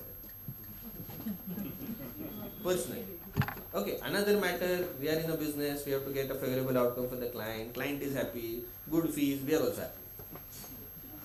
But I am not entirely convinced. The lesson or the takeaway here is, see, generally we don't really bother to look at the memorandum. 9 out of 10 times. In this case also, memorandum was submitted as a routine practice. As if somebody asks you certificate of incorporation, GST certificate, somewhere saved, attached, sent. But some things under the company law would actually backfire. And who was supposed to look at this? Not the tax consultant, he's just filing his tax return. Company law person, well, people don't invest much on company law. So, if you pay peanuts, you get monkeys. This is what has happened. So this is one case study, very simplistic, just to bring forth that, okay, 37.1 explanation could actually have unintended consequences. Let's look at it. Can you, because there's the other object, can we argue that way? Because in private limited, there are other blah blah blah, no other than. See, under the 1956 Act, okay, you had the main objects and the incidental objects. Okay. Under the 1956 Act, yes, even the company law said that if something is not mentioned in the main objects, but it is there in the incidental objects, there were certain RO orders which said that okay, we'll take a lenient view of it. But I mean, this is again coming from a company law expert. I don't really know the nuances of it. But they said under the 2013 Act that has changed. The main object has become very paramount. And if that something is not there in the main object, is a direct violation of Section 4 and Section 10 of the Company Act. So in our defense, we said that you cannot say that I am doing something which is completely not mentioned in the memorandum. It is mentioned somewhere, and then it's a fine nuance of main object and other object. So our thrust of the argument was, at best you can say my activity is unauthorized, not illegal. And that argument basically found favor with the commissioner, and he said fair enough, I mean it's a technical violation. Okay. Case study 2. Very common, I think many of the companies are facing this. The way you had that litigation about education cess allowable as a deduction, this is the next time bomb waiting to explode. Let's see what it is. Big Limited is a large profit making company covered under the CSR rules. So it has to make certain CSR contributions. So it made donations to one public charitable trust. Trust was to LAATG registered, everything done properly. And then they said, for this donation given under CSR, I will claim a deduction under ATG. AO said no. CSR expenditure, no tax benefit can be given. I will not grant you deduction under ATG. So that's the dispute before us. CSR contribution, donation given, deduction claimed under ATG. So let's look at the relevant provisions. 135(5) Companies Act. The board of every company referred to in subsection 1 shall ensure that the company spends 2% of the average net profit towards CSR. So it's an obligation on the board to ensure that the CSR spending happens. Explanatory Memorandum, Finance Act 2014. Objective of CSR is to share the burden of the government in providing social services by companies having net worth, turnover, profit above a threshold. If such expenses are allowed as a tax deduction, this would result in subsidizing around 1/3 of such expenses by the government of any tax expense. So that's the explanatory memorandum. Explanation 2 to section 37. Again, for the removal of doubts, it is declared that CSR expenditure shall not be deemed to be an expenditure incurred for the purpose of business or profession. So these are the three provisions we are looking at. 135(5) of Companies Act, Explanatory Memorandum, Finance Act 2014, and Explanation 2 to Section 37. But the point is, I am not making a claim under Section 37. So to start with, Explanation 2 to Section 37 does not apply. Second, the Explanatory Memorandum was also in the context of insertion of Explanation 2 to Section 37. The memorandum does not say I will not give you deduction under ATG. So one could possibly say that even the Explanatory Memorandum department cannot take the benefit of. But as I said, department has become smart. There are still favorable judgments which say ATG deduction is allowable. So I have listed out 4 tribunal judgments which said this: CSR donation, ATG deduction allowable. Tribunal focused on the language of ATG, and it said when the donation is given to Swachh Bharat Kosh or Clean Ganga Fund, what does ATG say?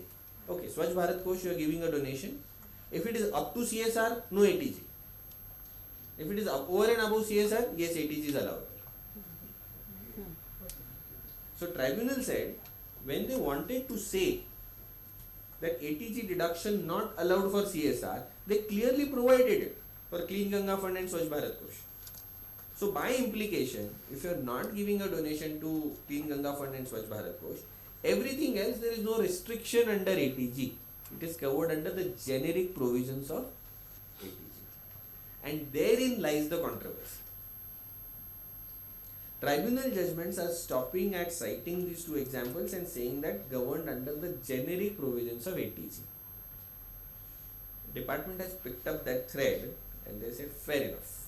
So we have to then look at generic provisions of ATG. So let's see what generic provisions are. Any sum paid by the SSC in the previous year as donation to that entire laundry list. What is important? The sum that is paid should be a donation. What is a donation? Act does not define. But if you see some peripheral judgments around this, that what is a donation? The consensus view that emerges is donation is something which is given out of free will. Right? A client comes to you, files his return, he pays you money and calls it a donation. Actually, the amounts in many cases are so small that it's not too off to say that it's a donation. But is that a donation? No. Because the payment is made in expectation of something. You go to a temple, you bow down, you put 100 rupees, that is a donation. There is an expectation, God do this, do that, but without a contract. So, generic, right? So that actually is a donation. So donation is something which is done out of free will, out of purity of heart, without any expectation in return. So the interesting question then comes is, when a company gives a donation out of its CSR contribution, is it done out of free will? You talk to the CFO of any company saying that, if the law takes it away, I'll stop contributing. So it is a contribution that is being made because the law asks me to. And if I don't make the contribution, something else will happen to me. That's why I'm making this contribution. Typical Indian question, what happens if I don't do it? Then I'll decide whether I should do it or not. So the CSR donation is actually not donation out of free will. It is out of compulsion, obligation, expectation under the Companies Act, which I am trying to fulfill. So looking at it from that perspective, that was actually the case for people to claim deduction under section 37. That I don't want to do it, you are asking me to do it, it's a compulsion of law, integral to my business, so give me deduction under section 37. They plug that loophole, saying that we will not give you deduction under 37.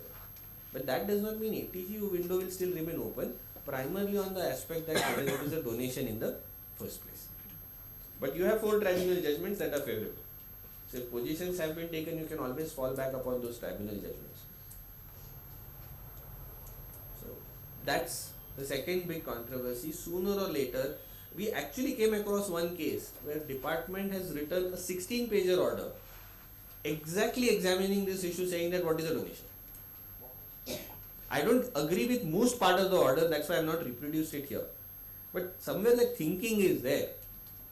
And they know these judgments, 4 tribunal judgments are there, so if I have to get over that, I have to go under ATG 1 and say this is not donation.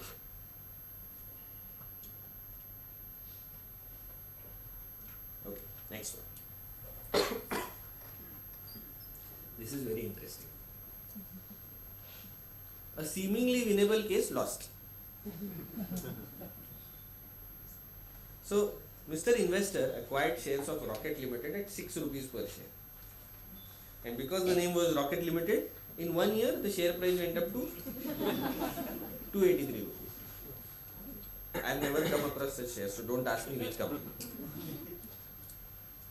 And in 18 months period the share price increased, the investor was very happy, good returns, he sold those shares. And that was the regime when 1038 applied, where long-term capital gains were exempted. Today also, it will equally apply today, except that I have to shell out 10%, which I don't mind if I am getting this level of return. So he claimed 2.6 crores as exemption under 1038. Apart from this transaction, his returned income was 5 lakh rupees. And we can understand by 5 lakhs, not more than 5 lakhs. Now, department conducted an investigation on Rocket Limited and found out that it's a shady company. There are a lot of Hawala operators, money marketeers, etc. working with this, and this whole share price increase was artificial. So, department said, because this Rocket Limited is bogus, your capital gain is also bogus, but we will tax your capital gain and take away your exemption because it is not genuine. So 1038 was sought to be disallowed. So naturally the SEC said, boss, what's my fault? I would have invested in shares of Satyam back when at one point of time. I would have lost in value. There was a long-term capital loss. You would have said 1038, I will not give you loss. It actually happened. Right? What am I to know? It's a listed company, for God's sake. You all regulators were sleeping. What am I to know that there is some hanky-panky happening with the company? I saw the share, I bought the share, I saw the price increasing, I sold, I claimed exemption. Tell me where under 1038 it says that you should ensure that the company is genuine. It says bought on stock exchange, yes. Sold on stock exchange, yes. STT paid, yes. Held for 1 year, yes. You are not even doubting my source of funds. Where did I get the money from? That is a separate chapter altogether. So I have ticked all the boxes. Now you cannot now insert a condition about genuineness which is not listed in 1038. So that's primarily the argument. They said even if you are apprehending that I am the front for somebody else, I sold the shares, I got the money, I kept the money with myself. If I was really a fraudster, what I would have done, I got the money, there would have been a back-to-back transaction. Passing on the money to somebody else. Nothing like that has happened. Now let's see, department being department. Department said, first of all, you are not a professional investor. And they only asked one question on which the entire case turned, and as things would have had it, even the tribunal said, yes, department is right. Only one question. So these are some of the facts the department is putting out. SS is not a professional investor, yes, accepted, but 1038 does not say that you should be a professional investor. Now comes the twist. Before you invested in Rocket Limited, never in your life you bought any share. After you exited from Rocket Limited, again you did not buy any share. So what was that, guardian angel who came in your dreams one day and said that, hey, you're not investing in shares, I'll give you once in a lifetime opportunity, buy Rocket Limited. So these are the clear facts. So you are earning profit only in this transaction, which is suspicious. Now the question is, fair enough, it is suspicious. Is there a tax on suspicion? You cannot tax me because you are suspecting something. You have a problem with the law, amend the law. Don't take away my exemption. And if the whole thing is bogus, take away the income also. There is no question of 1038. You find out whom does the income belong to. Tribunal said the meticulous paperwork of routing the transaction through banking channels is futile when the results are altogether beyond human probabilities. Yes, you've done everything, pakka document, contract note, demat account, everything is there. It does not mean that the matter stops there and does not require any further investigation. And this was the question that everybody asked the SEC. How did you know that you should invest in Rocket Limited? Who told you? You are not a professional. So somebody would have told. Some SMS would have come, jackpot tape or something like that. Something would have happened. No explanation given. 1038 knocked off. Now the individual pieces we can dispute, and I have serious reservations against this, because essentially you are going by intention and you are taxing suspicion. Yes, there is no smoke without fire, and there is a lot of fire here, but the logical course should have been for the department to investigate this further, not to cast the entire burden on the SEC. The assessee, in fact, in one of the bullets you have mentioned, he argued that it's not that I sold at 280 and again share price came to 6. Price stayed at 134. Did not find favor. Hyderabad tribunal, very recent judgment. They said no, 1038 can't be granted. And if you look at it, if we sort of zoom out and look at how the entire law around section 68, 69, etc., etc. has been evolving, all such transactions, there is an increased burden cast on the assessee to go beyond the obvious, go beyond source of source, go beyond who are you dealing with, why are you dealing with, etc., etc. And this whole argument that I am complying with the letter of the law, everywhere now courts are also frowning upon that approach. It needs something more. That's the takeaway from this particular thing.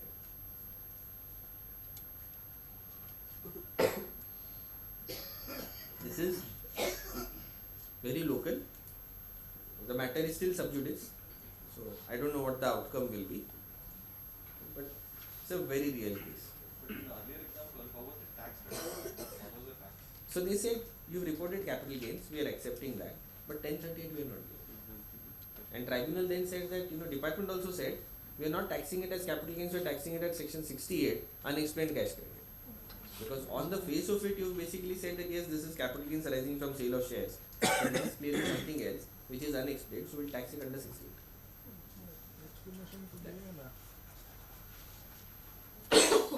Sorry. Okay. We are handling a bunch of appeals dealing with this issue. And we are also still studying the matter, but it was very interesting, so I thought I'll put it up. An individual purchased a residential property from a builder. Stamp value 3 crore, purchase price 4 crore. There was a survey on the builder's office. There, a pen drive was found, and in that pen drive there was an Excel sheet. Flat number, name, date of booking. समझ में आ गया क्या होगा? And there was certain amount written saying that received by DD. DD was never received, so everybody knew what it was. So it said, basically department said that as per this statement, okay, you've done the transaction at 4 crores, but there is some cash also that has been paid to the builder. I mean, if you sort of reflect on our respective client basis, it's not a very uncommon example. The problem was, C Limited unfortunately suddenly turned honest and said, I am accepting everything. You found all this, I am accepting, I am paying tax, I am paying interest, I am paying penalty. It was like a shot in the arm for the department. So department said, if he is accepting that you have paid 2 crores in cash, means you have paid 2 crores in cash. We have done whatever we had to do with them. Now, as a buyer, you tell me when did you get 2 crores in cash. Otherwise, this will be added as undisclosed income. That is the case. And they have done with about 65 buyers. Notices sent to everybody, proceedings initiated against everybody.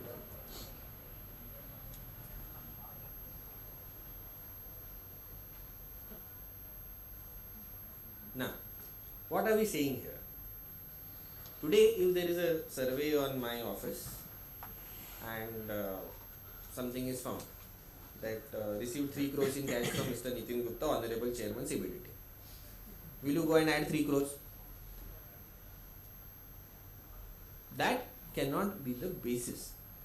Yes, you can conduct an inquiry, you can conduct an investigation, good enough. Nobody is doubting that you should not send me a notice. But just because somebody somewhere has written something on a loose sheet of paper does not mean it has an evidential value. And this is where actually this is no longer an income tax case. This is a civil law case that what is the evidence admissible under the Evidence Act 1934 and what are the precedents and antecedents of that. So what we are basically saying, just because somebody has written something does not mean it is true. Second, C Limited has been a tax evader because he's accepted everything, he's paid tax, interest, penalty. Now an assessee who was dishonest, you are attacking him for his dishonesty, but suddenly you are turning back, no, but on this particular point what he's saying is absolute truth. a dishonest person cannot be trusted to speak gospel truths. Nobody has that kind of change of heart. Was anything found? If I have given cash, I would have taken a receipt. Was any receipt found? No. Did I sign something? If I have paid 2 crores cash, I need some comfort, right? Like, yes, I have paid you 2 crores. No receipt was found. Therefore, what the department essentially is asking you to prove is a negative fact. Prove that you did not do this. How will I prove? And there is enough material which says that, series and series of court judgments, which says that an assessee cannot be called upon to prove a negative factor. If the charge is on me, the onus is on the revenue to prove that I did it. Not on me to say that I did not do it. Let us say, for example, all of us just reflect on your tax returns. And let's say an average number I am taking, the average returned income is 25 lakh rupees. Tomorrow department sends you a notice and says that no, according to us your income is 25 crore rupees. Now you prove your income is not 25 crore. That's not the way of looking at things. We are barking up the wrong tree. We are looking at things on the wrong side. Chetan, give the proofs of cross-examination. It's a cross-examination. Then if something is found that I am genuine, like here if you are, at ITO level, okay. But at government level, absolutely really. That's what. I mean, see, actually, this is my personal view. In such cases, tactically, we don't ask for a cross at the lower level. That's wrong. You should ask. No, reason is, see, these are bunch of cases. They are not giving relief in individual cases. That's how practically department can works. ask and ask. See, if he doesn't allow, that will be his prerogative. No, in such cases what happens is he will allow. The cross in all probability will be a farce. Okay, see, if I ask formally, they have to allow, otherwise I will go and shout in appeal saying that cross was not given, natural justice violated, etc. There are certain judgments where courts have also said that if you have asked for a cross and they have not granted a cross, the entire proceeding is null and void. Yes, there are so many. But unfortunately, 2021 Supreme Court judgment under PMLA, Supreme Court has made an observation that cross is not a matter of right. And even if cross was asked and not granted, it's a curable defect.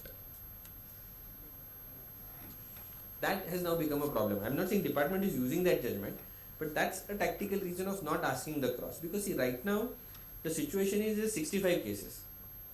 They give relief to me, they have to give relief to 65. So it's all in all probability going in a batch.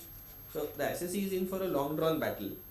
Go in appeal, disperse those cases, and then bring it down saying that relevant facts were not given. I in fact went to the extent of saying that, okay, Mr. P has given cash. How do you know I am only that P? Names can be similar. My PAN card was found, my Aadhaar card was found, my photograph was found. What was found? See, flat number was mentioned. Fair enough. That is what actually the AO said, that some unique identifier is there. Our counter argument was, sir, he has taken cash. It's like, when your child comes home from school and you find a pencil in his bag, which is not his. You ask your child, kiska pencil? He'll give some name, no? Whether it is genuine or not genuine. So he's made an Excel statement. Third thing, we don't know whether that Excel statement is real or he was expecting to get cash which never materialized. Today I can create an Excel statement with anything. So all these aspects are there. Only thing is, here there is a lot of tactical ploy involved. Because if you open all your cards before the lower authorities, they'll say everything has been considered and not found acceptable. And then you go to Commissioner Appeals in all probability will say, no, whatever you are saying is just a reproduction of what you submitted in assessment. Nothing new, go to tribunal. The problem is, we knew what was the reality there, so you had to be a little cautious.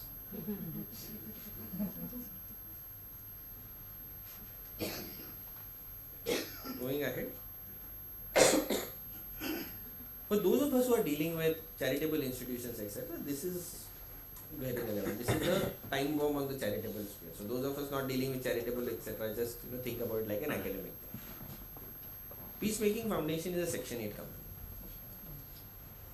3 activities: counseling for mental health, martial arts training to women to fight violence, and sale of merchandise to promote gender equality. These are the 3 activities that they do. Now, when they applied for a 12AB registration, in Form 10A you have to tick your activities, and they ticked everything except probably yoga and preservation of environment, monument, etc. But from that they said we are into education also, medical relief, relief for poor, GPU, everything. Application accepted, registration granted, 10AD issued.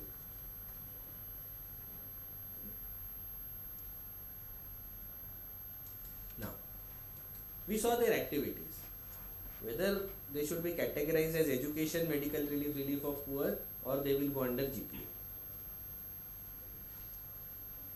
And why it is important? Because they are also into sale of merchandise. So if your activity is education, medical relief, or relief of poor, you are allowed to earn revenue. But if you are into GPU, general public utility, your revenue cannot exceed 20% of your total receipts. That's what 250 clearly lays out. So this classification becomes important. Under the old regime, this problem did not come. Why? Because you made an application, you said I am under a particular category, and the commissioner would pass an order registering you under a particular category. So if I have applied for say medical relief and department is not convinced, department's order will say you are registered as a GPU charity. And then it was up to me whether I have to accept or I have to go to the tribunal and say that no, I am not okay with this categorization. But there was a decision. The problem with this whole new regime of 10AD, they say your application is accepted, they don't specify anything under which category it has been accepted. And the internal view in the department is, we have registered you because your activities are charitable. Under which category they will fit, we'll see during assessment. So just because you have applied in Form 10A under a particular category and 10AD has been issued, does not mean that your activity or your categorization of the activity is blessed by the department. It will still have to be proven at an assessment stage. So coming back, what they are doing, whether it is education, medical relief, or relief of poor. Now SSC said education, why? Because I am giving training, I am giving them knowledge, I am making them equipped to fight violence, like karate training, judo training, etc. etc. Now unfortunately under 215 and the way the overall jurisprudence has evolved, education has been given an extremely narrow meaning. Passing on information, training, coaching, counseling, no doubt charitable activities, but not education. It starts from a Supreme Court judgment in Lok Shikshana Trust, where Supreme Court said education means formal system of education or schooling backed by a degree or diploma. That narrow a meaning given to education. We had another judgment of Patna High Court in case of Bihar Institute of Mining. Now, recently, this mining aspect is too much into the news, right? It's a very precise science. So what Bihar Institute of Mining did, it trained the miners to be good miners, to be safe miners. Matter went to Patna High Court. Patna High Court said no, this is not education. It is charitable, but not education. Some of the subsequent judgments are slightly watered down Lok Shikshana Trust, but at an overall level still it remains narrow. So passing of information, training, knowledge, etc. is not education. This discourse that we are having, is it education? Actually it's not, because when you walk out of this hall you don't get a degree or a diploma. It's already happened. So that's on education. Medical relief, again not defined under the Act, but the expression is very important. Medical, not health, not wellness, not fitness, medical. And relief. So it is not only medical, but it has a relief element. So the way it's seen generally is medical relief means treatment of a disease. You have a medical problem, you are taking somebody's health, you are getting relief. That is medical relief. It's borderline whether mental health, because it's largely preventive or it's very obscure, you don't really know. Right? I mean, there's one common theory that in India, 3 out of 5 people have suffered depression at some point of time in their lives. People don't realize it, it's not recognized, it's a silent killer. So, borderline. And relief of poor, there is nothing about poor. See, women are not necessarily poor. Second, anybody working in rural area does not necessarily mean working for the poor. It's a misconception to say if I'm working in a village, I'm working for poor people. If I'm working in city, I'm working for rich people. No. All of these complexities or controversies are going to come up because department itself in 10 AD has not decided this. So as an SSC, I will always argue that when I explain my activities, I very strongly told you, sir, I am into medical relief. You did not say no.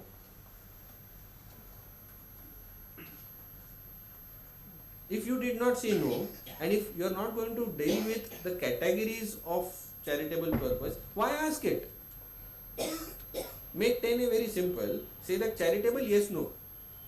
Category we'll see later. The very fact that in Form 10A you are asking me to specify that activity, asking me to sign and verify and affirm that what is stated and above is true to the best of my knowledge and belief, you are sitting in judgment and then passing an order. I am entitled to believe you have applied your mind. This is going to be the new area of litigation on categorization. Next, can the SSC sell merchandise? Yes, definitely. Whether it will be eligible for exemption or not, that's the question, depending on the category. Now let's look at 2 or 3 examples. Let's say donations received are 100. Sale of merchandise is 40. And cost of merchandise is 40. So no profit, no loss. Whether exemption is affected. And we are assuming that this is a general public utility charity. Now earlier, people used to argue that sale of merchandise is not my primary activity. It's an incidental activity. And whatever surplus is coming out of that sale, I am reinvesting into my core activity.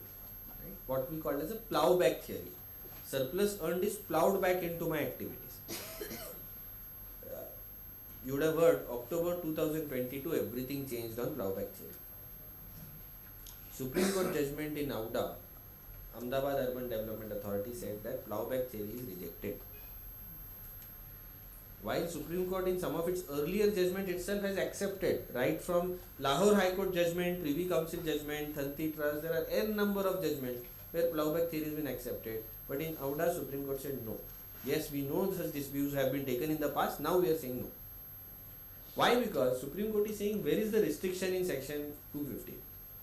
Restriction is on earning income. What you are talking to us is about what you did after you have earned that income. That's not relevant. So in this case, exemption will not be available after 2022. Donation received 100, sale of merchandise 15, cost is 10. Now I am below the 20% threshold. So that problem is taken care of. But I am earning a 50% profit on sale of merchandise. Again, plowback theory does not apply. And in AUDA, Supreme Court has categorically held 20% is one limit. Nobody has given you a license that if you are below 20%, do whatever you want. Because the basic premise is that your activity still has to remain charitable. Now, while you are below 20%, you are earning 50% profit. You are not charitable. So, this in itself is sufficient to take away Section 11 exemption. And third instance, donations 100, sale of merchandise 15, cost is 13. This is where it gets tricky. I am meeting the 20% threshold. I am earning a profit of 2 on a cost of 13. My profit percentage is 15% of cost. Again, going back to Supreme Court in order, Supreme Court said you should do such activity at cost or at a marginal profit. What is marginal? 5%, 3%, 8%? Fertile ground for litigation. So, we had the benefit of listening to the views of the counsel who argued Auda, Advocate Soparkar. And he was very categorical. He said, don't even ask me what is marginal, I don't know. Probably another matter will go and some clarity will emerge. Next one. This is complicated, but interesting. Interesting in the sense that, see, now more and more people are getting aware about, at least basic international tax practice, tax treaties, foreign payments, TDS, 15CA, 15CA, etc. And why this is important is because it focuses on one aspect of the tax treaty, which is generally there in all tax treaties, but surprisingly, there is not even a single judgment under the Indian courts where this aspect has been discussed. Not only India, there is very, very limited guidance on this issue, even in the OECD Model Convention, even in the UN Model Convention. For this case, we actually did searches on foreign databases, and we found only one judgment in the context of US-Canada dealing with this issue. There are no foreign judgments available altogether. So let's see what this is. I mean, this is where clients should not try to get too cute, because this is what happens if you get too cute and devise an indirect way of getting over the line. EFCO is a foreign company and Borrower Limited is an Indian company. EFCO gave 5 crores as a loan to the Indian company. Loan was given through debentures. EFCO had 10% shareholding in Borrower Limited. Now the debenture agreement was very peculiar. EFCO subscribed to the debentures at market value because FEMA requires you to do so. But they said, we will not charge you a fixed interest. We will charge you an interest which is an X percentage of the revenue. So if your revenue goes up, my interest goes up. If your revenue comes down, my interest comes down. And of course there was a floor and there was a ceiling. That minimum to minimum this much interest I'll take, but maximum to maximum my interest will not go above a particular level. Objective was, I have given you 5 crores. I should recover 5 crores. Once I get my 5 crores back, I will convert my debentures into equity shares again at fair market value. And after conversion, whatever equity shares I get, I will give them to your ESOP pool at cost. Complex. I'll first tell you why this was done like a CCD. The idea was, they wanted to give 5 crores to this Indian company as a loan and take it back in 3 years. Now under FEMA, under the ECB regulations, if it is an INR loan, the loan needs to carry on for a minimum period of 7 years. You cannot do like that, today I have taken a loan, tomorrow I have got money, I am repaying. ECB regulations do not allow it. So they could not have done it as an ECB. So they said, we will devise the interest in a way that I have put in 5 crores, I will get back 5 crores. And then you take your shares, I am not interested. I don't want to actually earn any interest also out of it, you keep everything. When shares were issued, the fair market value was 100 times the face value. So when they put in 5 crores, 5 lakhs went towards share capital and 495 lakhs went towards securities bill. This fact is going to be very relevant when we discuss the controversy involved. This split between 5 and 495. First year, interest paid was 1 crore. So on the face of it, what does appear? Loan of 5 crores was given and first year interest was paid was 1 crore. What is the rate of interest? 20%. Okay, high, but okay, not unheard of. Now typically you have unsecured loans done at 15-16%, maybe this is slightly on the higher side. AO said when you are paying this interest of 1 crore, you should deduct tax at 40% plus surcharges. And that shook everybody. Why is the AO saying so? First, there is section 115 which says that if you are taking a loan in foreign currency from a non-resident, then the tax rate is 20%. But this is not a foreign currency loan, money came in INR, so 115 does not apply. Then you have the residuary head applicable to foreign companies under the Finance Act, 40%. So rate under the Act, 40%. Under the tax treaty, without getting into too much details, under the tax treaty the rate was 15%. So common logic, Act or treaty, whichever is favorable. So we said Act says 14, treaty says 15, we will apply 15% rate. So far so good. Now comes the controversy. There is this provision in most of the tax treaties which says, where by reason of a special relationship, the interest that you are paying exceeds the normal arm's length interest, then on that excess interest you will not get treaty benefit.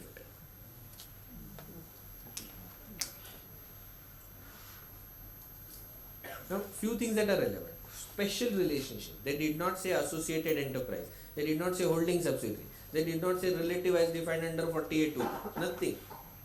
Special relationship. Now, what is a special relationship? There is no definition, guidance on this aspect anywhere. I told you about that one judgment that we found in the context of Canada-US. There the Canadian court has actually said, anything that creates an extraordinary situation is a special relationship. So don't go too much by special relationship, what is that relationship, etc., etc. If the situation is extraordinary, the very fact that excess interest arises and you have commercially agreed to that excess interest means there is something special. Of course, one could not have turned back and said, hey, I could not do ECB, so I did this. So that argument was lost. So the important aspect is, see, today when we are certifying 15 CBs, when overseas remittances are happening, the treaty benefit is restricted to only arm's length nature of the interest. If people are doing some funny transactions here and there, on that extra portion you will not get the treaty benefit, the tax consequences will be very damaging. That's the takeaway from this. We have I think 2 or 3 left, so we are well in time. This is very interesting. This is how people get creative to take money out of companies without paying tax. I am sure many of us have faced that situation. I have a company, highly profit making, dividend is taxed so bad. I want to take the money out without paying tax. So what did they do? This is the balance sheet of B Limited. Very simple example. So 200 rupees share capital, 600 rupees reserves, and everything else is assets and liabilities, and they have a sizable bank balance also. Now, normal way of taking money out, declare dividend. Dividend becomes taxable in the hands of the shareholder. So no fun in doing this. So what they did, they capitalized free reserves and issued bonus shares. If you go back to our CA final days, we had those journal entries to write. Capitalized of free reserves, bonus shares issued, etc., etc., etc. So what happened? 200 rupees they capitalized free reserves. So free reserves came down by 200. Share capital became 400. So this was the new new balance sheet. Share capital actually 400, 200 original, 200 bonus shares. Now, after they did this, they bought back the original shares at par. So 200 paid to the shareholder, original shares bought back. 100% held by the same shareholder, so it didn't matter to the shareholder whether what I am holding is original share or bonus share. I am still the shareholder. Control of the company is not changed. So 200 paid after. And then they said, let's look at buyback tax. 115 QA.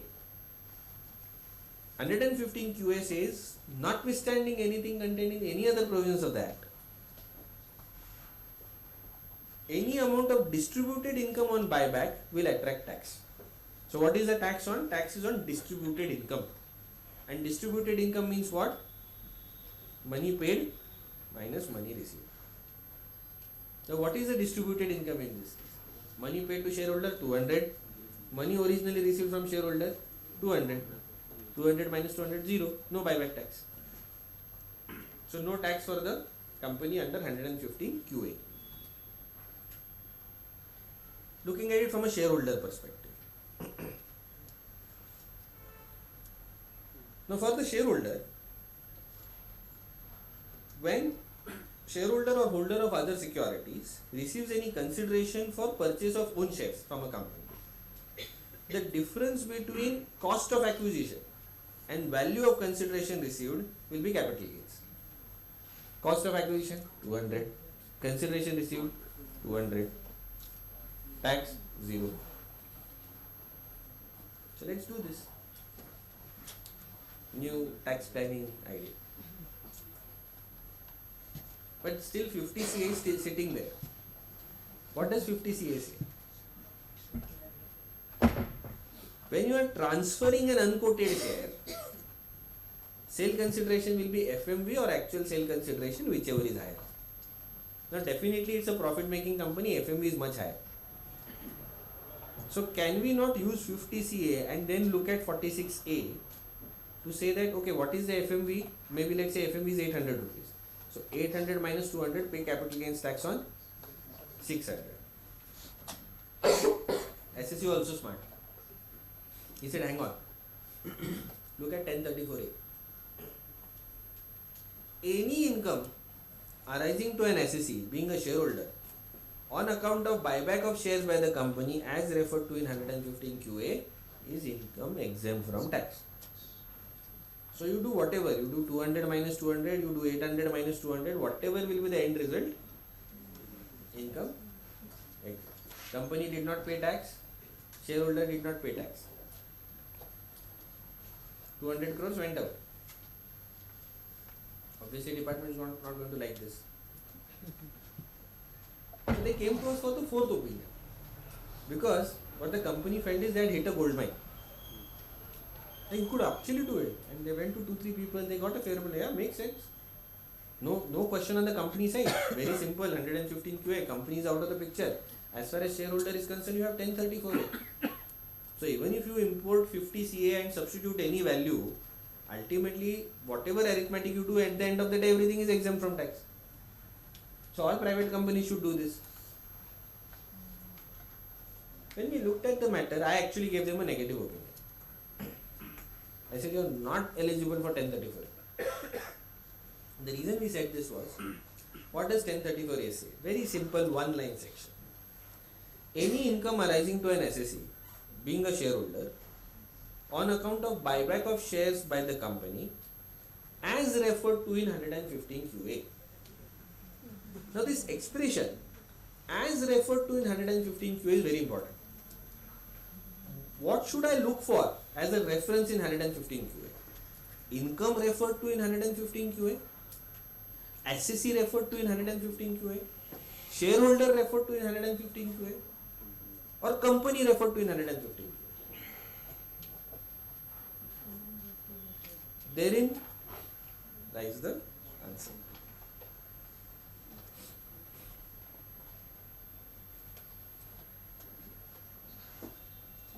Let's look at explanatory memorandum, Finance Act 2023. It should be 2013 actually. The income arising to the shareholder in respect of such buyback by the company would be exempt where the company is liable to pay additional income tax on the buyback of shares. Now the controversy doesn't end here. Am I liable to pay buyback tax? Of course I am. The formula is producing a zero result, what do? I am liable. Am I exempted from buyback tax? No. So this is classic Dubai argument, where people would take benefit of India-Dubai treaty. Department would say there is no tax in Dubai, so where is question of double taxation? And people would argue, no, there is tax in Dubai, but rate is zero. So I am liable to tax. It's a different topic altogether. So that's what the explanatory memorandum said. Now coming back, let's see what does 115 QA say. Any amount of distributed income, and 1034A also said any income. Any amount of distributed income by the company on buyback of shares from a shareholder shall be charged to tax, etc., etc., etc. Now, where if I read 1034A to say that income referred to in 115 QA is exempt, then if you have not paid tax under 115 QA, you are not eligible for exemption. Going with that argument, because you have not paid any tax under 115 QA, 1034A does not apply. So take 1034A out. Arithmetic result is 0, 1034A does not apply. But your 46A and 50C are still there. So take 115 QA out, take 1034A out, 50CA is there. Take the net asset value. Whatever will be the capital gains, the shareholder has to pay. Look at 1034A again.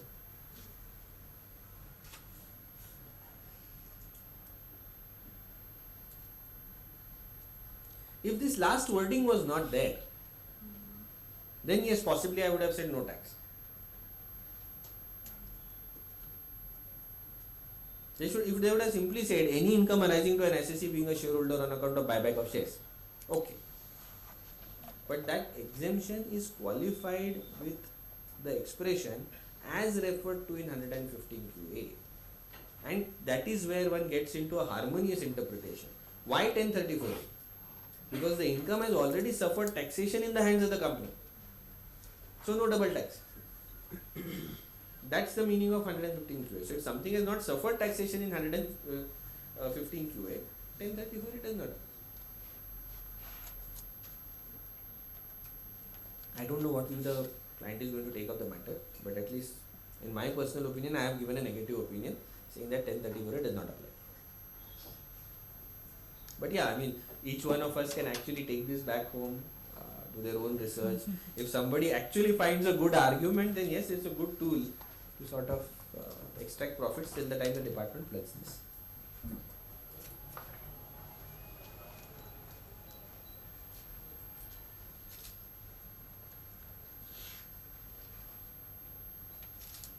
Probably this is the last case study. It's complex, so I will request each one of you, even if you are tired, just push yourself a little, because one very important fact is going to come out of this. As students, when we were studying income tax, we were told write case laws, you'll get good marks. And one popular judgment we always wrote was BC Srinivasa Shetty. Right? All your intermediate books, etc., also have this. If cost of acquisition is indeterminate, computation mechanism fails, no capital gains tax. So everybody is trying to find out how can I say my cost of acquisition is indeterminate. This is an opinion which we have given. This is not a decided judgment. The facts that I am going to tell you. So the facts are real. I am going to talk to you about the opinion that I have given. Again, you may have a different view, but just wanted to present one side of things. The transaction by its very nature is complicated. Complex Limited was a non-resident. There was an Indian company, LMN Limited, in which this foreign company had 20% shares. Shares were acquired for 100 crores. Nowadays, people when they invest into shares, they get very creative. We understand shareholder means I have a right to vote, I have a right to dividend, I have a right to receive notices, etc. All that is there. But the new trend is, with a particular degree of shareholding, you also negotiate certain contractual rights, which are disproportionate to your shareholding. So they had done this. So apart from the 20% stake, they negotiated certain contractual rights, which included, I can appoint one director, I can attend board meetings. I am not a director, but I can attend board meetings, I will sit there and listen what you guys are talking. I have approval rights for certain strategic decisions. So while generally everything will go to an AGM for voting, and there I will vote only to the extent of 20%, but tomorrow if you decide to sell off the business, I have a veto power. I can say no. Right of first refusal.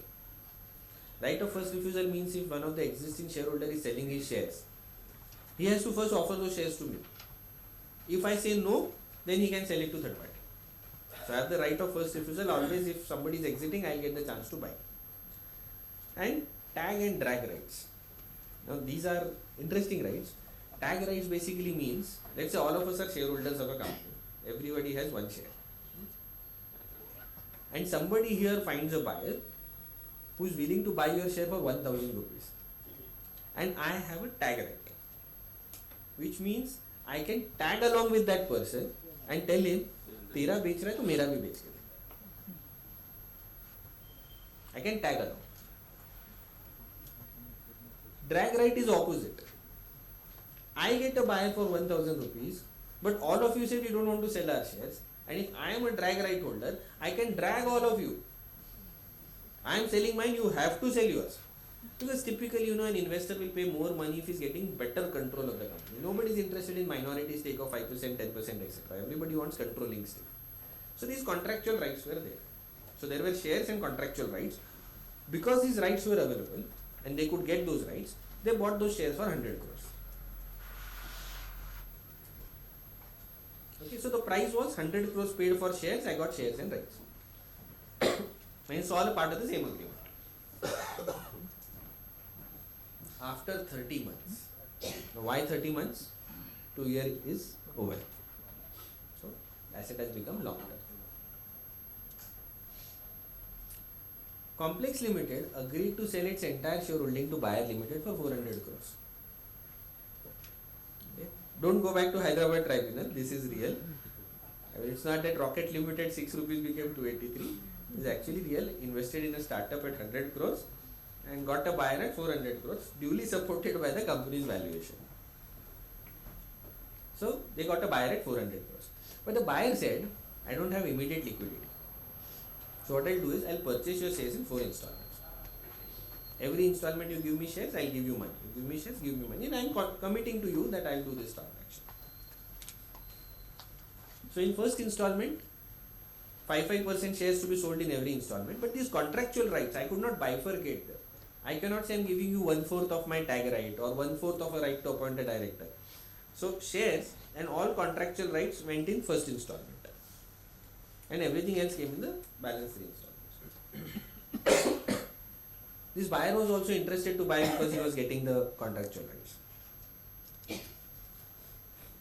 AO said, sale of shares and sale of rights is different. So, shares are long-term assets, fair enough, non-resident 10% tax rate. But rights are short-term capital asset, no rate provided under the Act, 40%. The whole dynamics changed. They came to us for an opinion. So first question is, whether these contractual rights, are they capital assets? Because if there are no capital assets, no capital gains. I think it's very straightforward. The definition of capital assets is property of every kind, etc., etc., very widely worded. 2 Supreme Court judgments very clear. Property means any property. Anything that is of value is a property and is a capital asset. So yes, contractual rights are capital assets.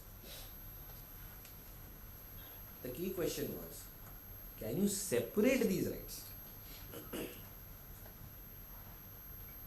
Or can you say that, or do you say that, the contractual rights are all part and parcel of the shareholding? Because nobody would give you contractual rights if you are not a shareholder. But not every shareholder also gets contractual rights. Document is one, purchase price is one, sale price is one, everything is like a package deal. So in a package deal, can I artificially go and split it?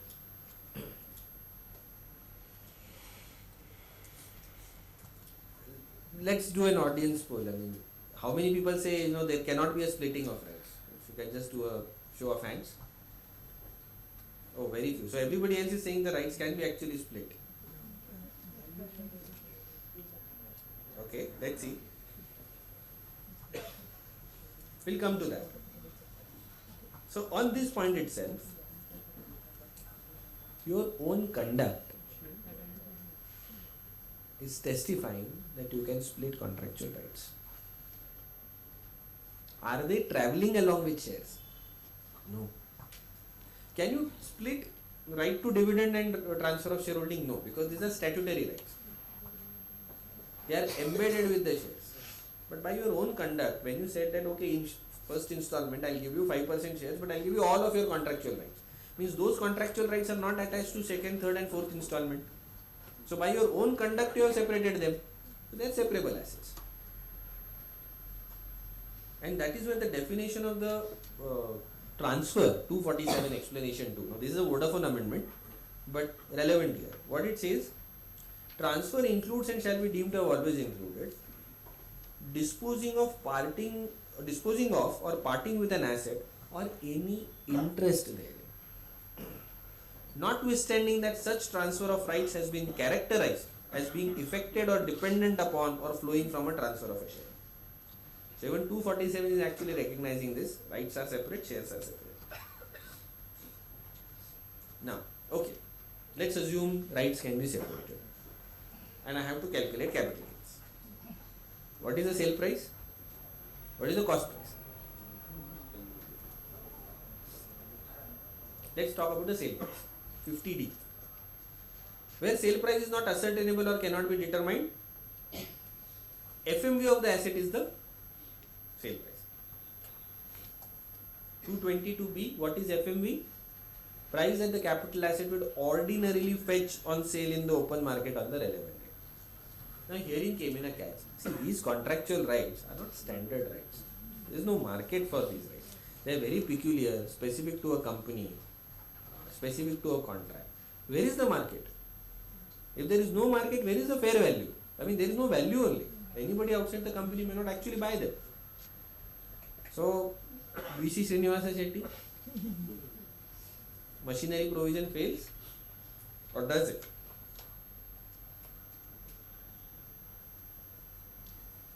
There is a Supreme Court judgment under the Wealth Tax Law 2001.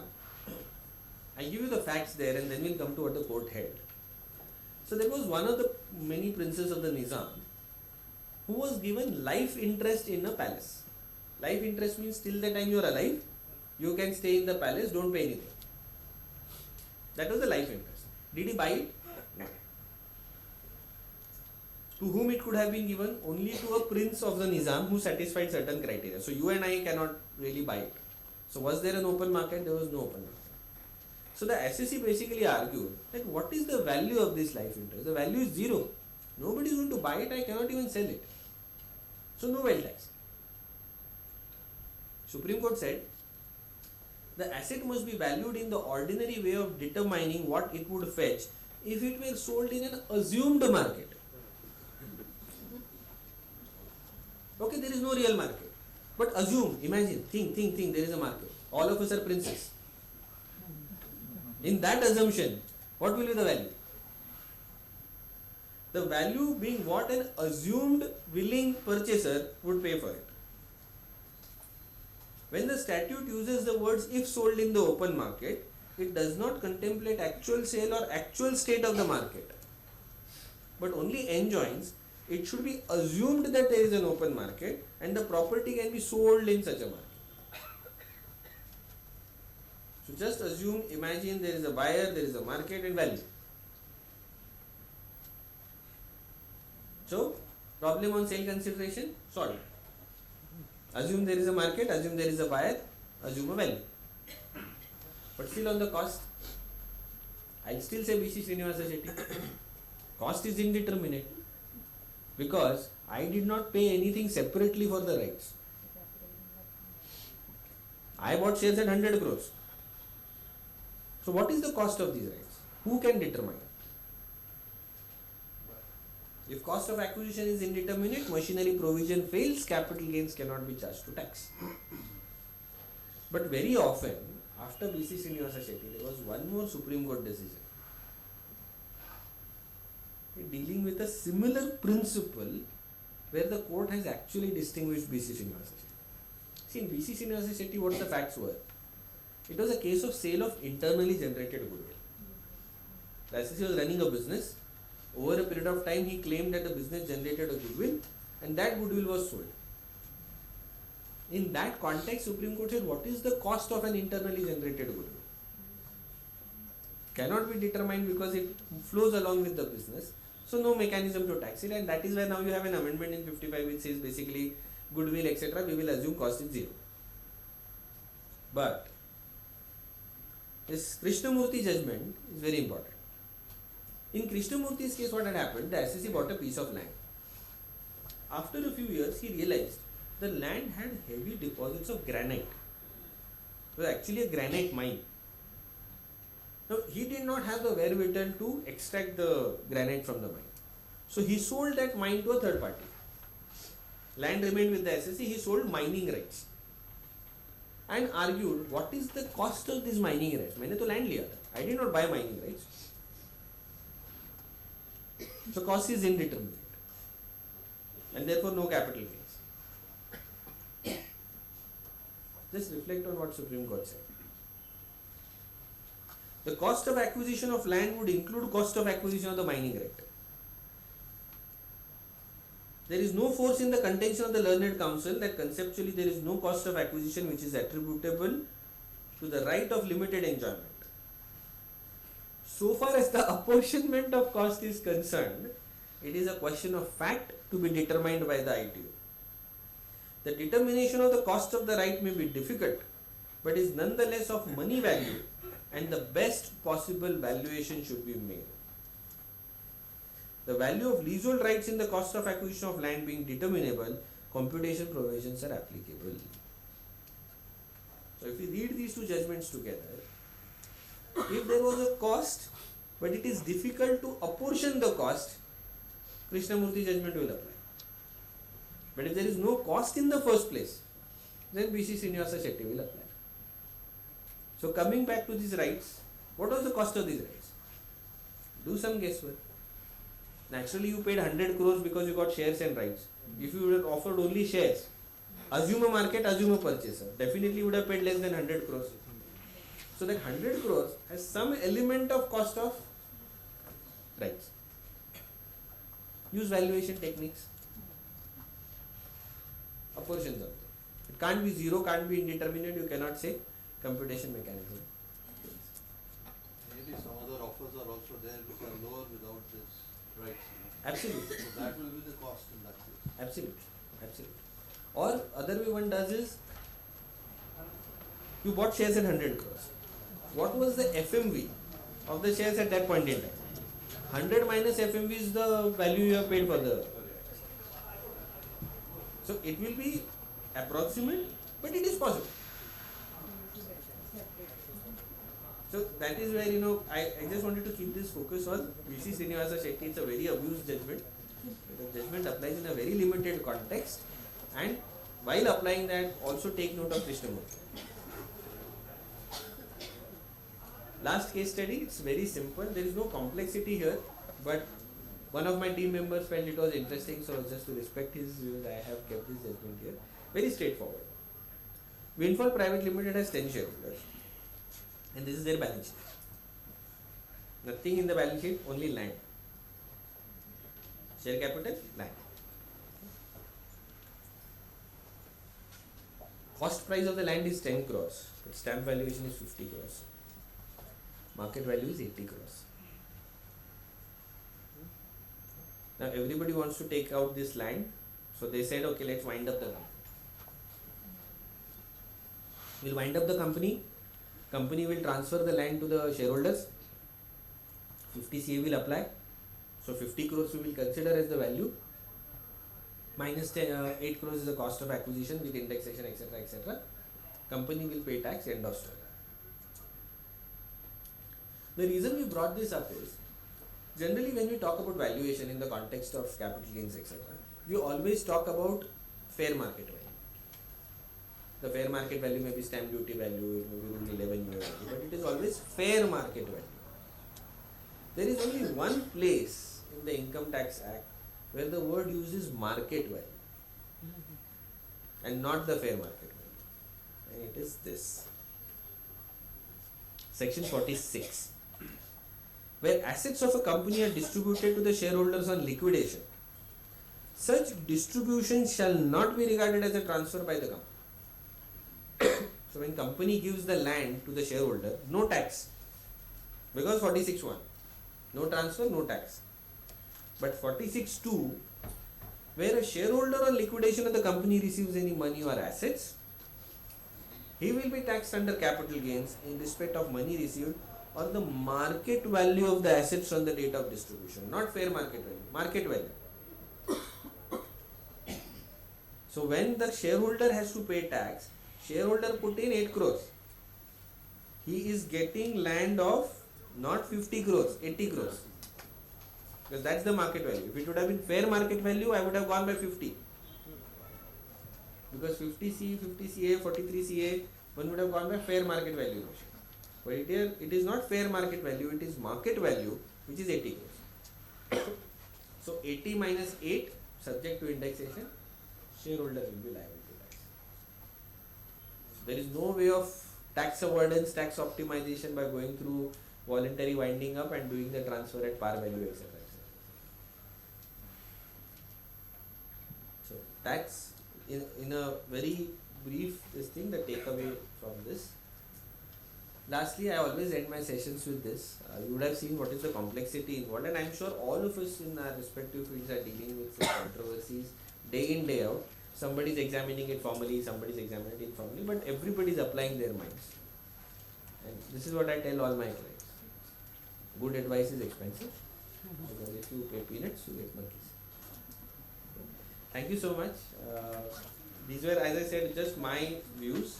Don't treat them as sacrosanct. Yes, they are researched, but the thing with research is one can always come with a novel, innovative argument, a new judgment, a new precedent with somebody else's. So, just wanted to leave you with these thoughts. Thank you very much. You must definitely enrich lot of experience from this. Thank you all for patience hearing. Thank you.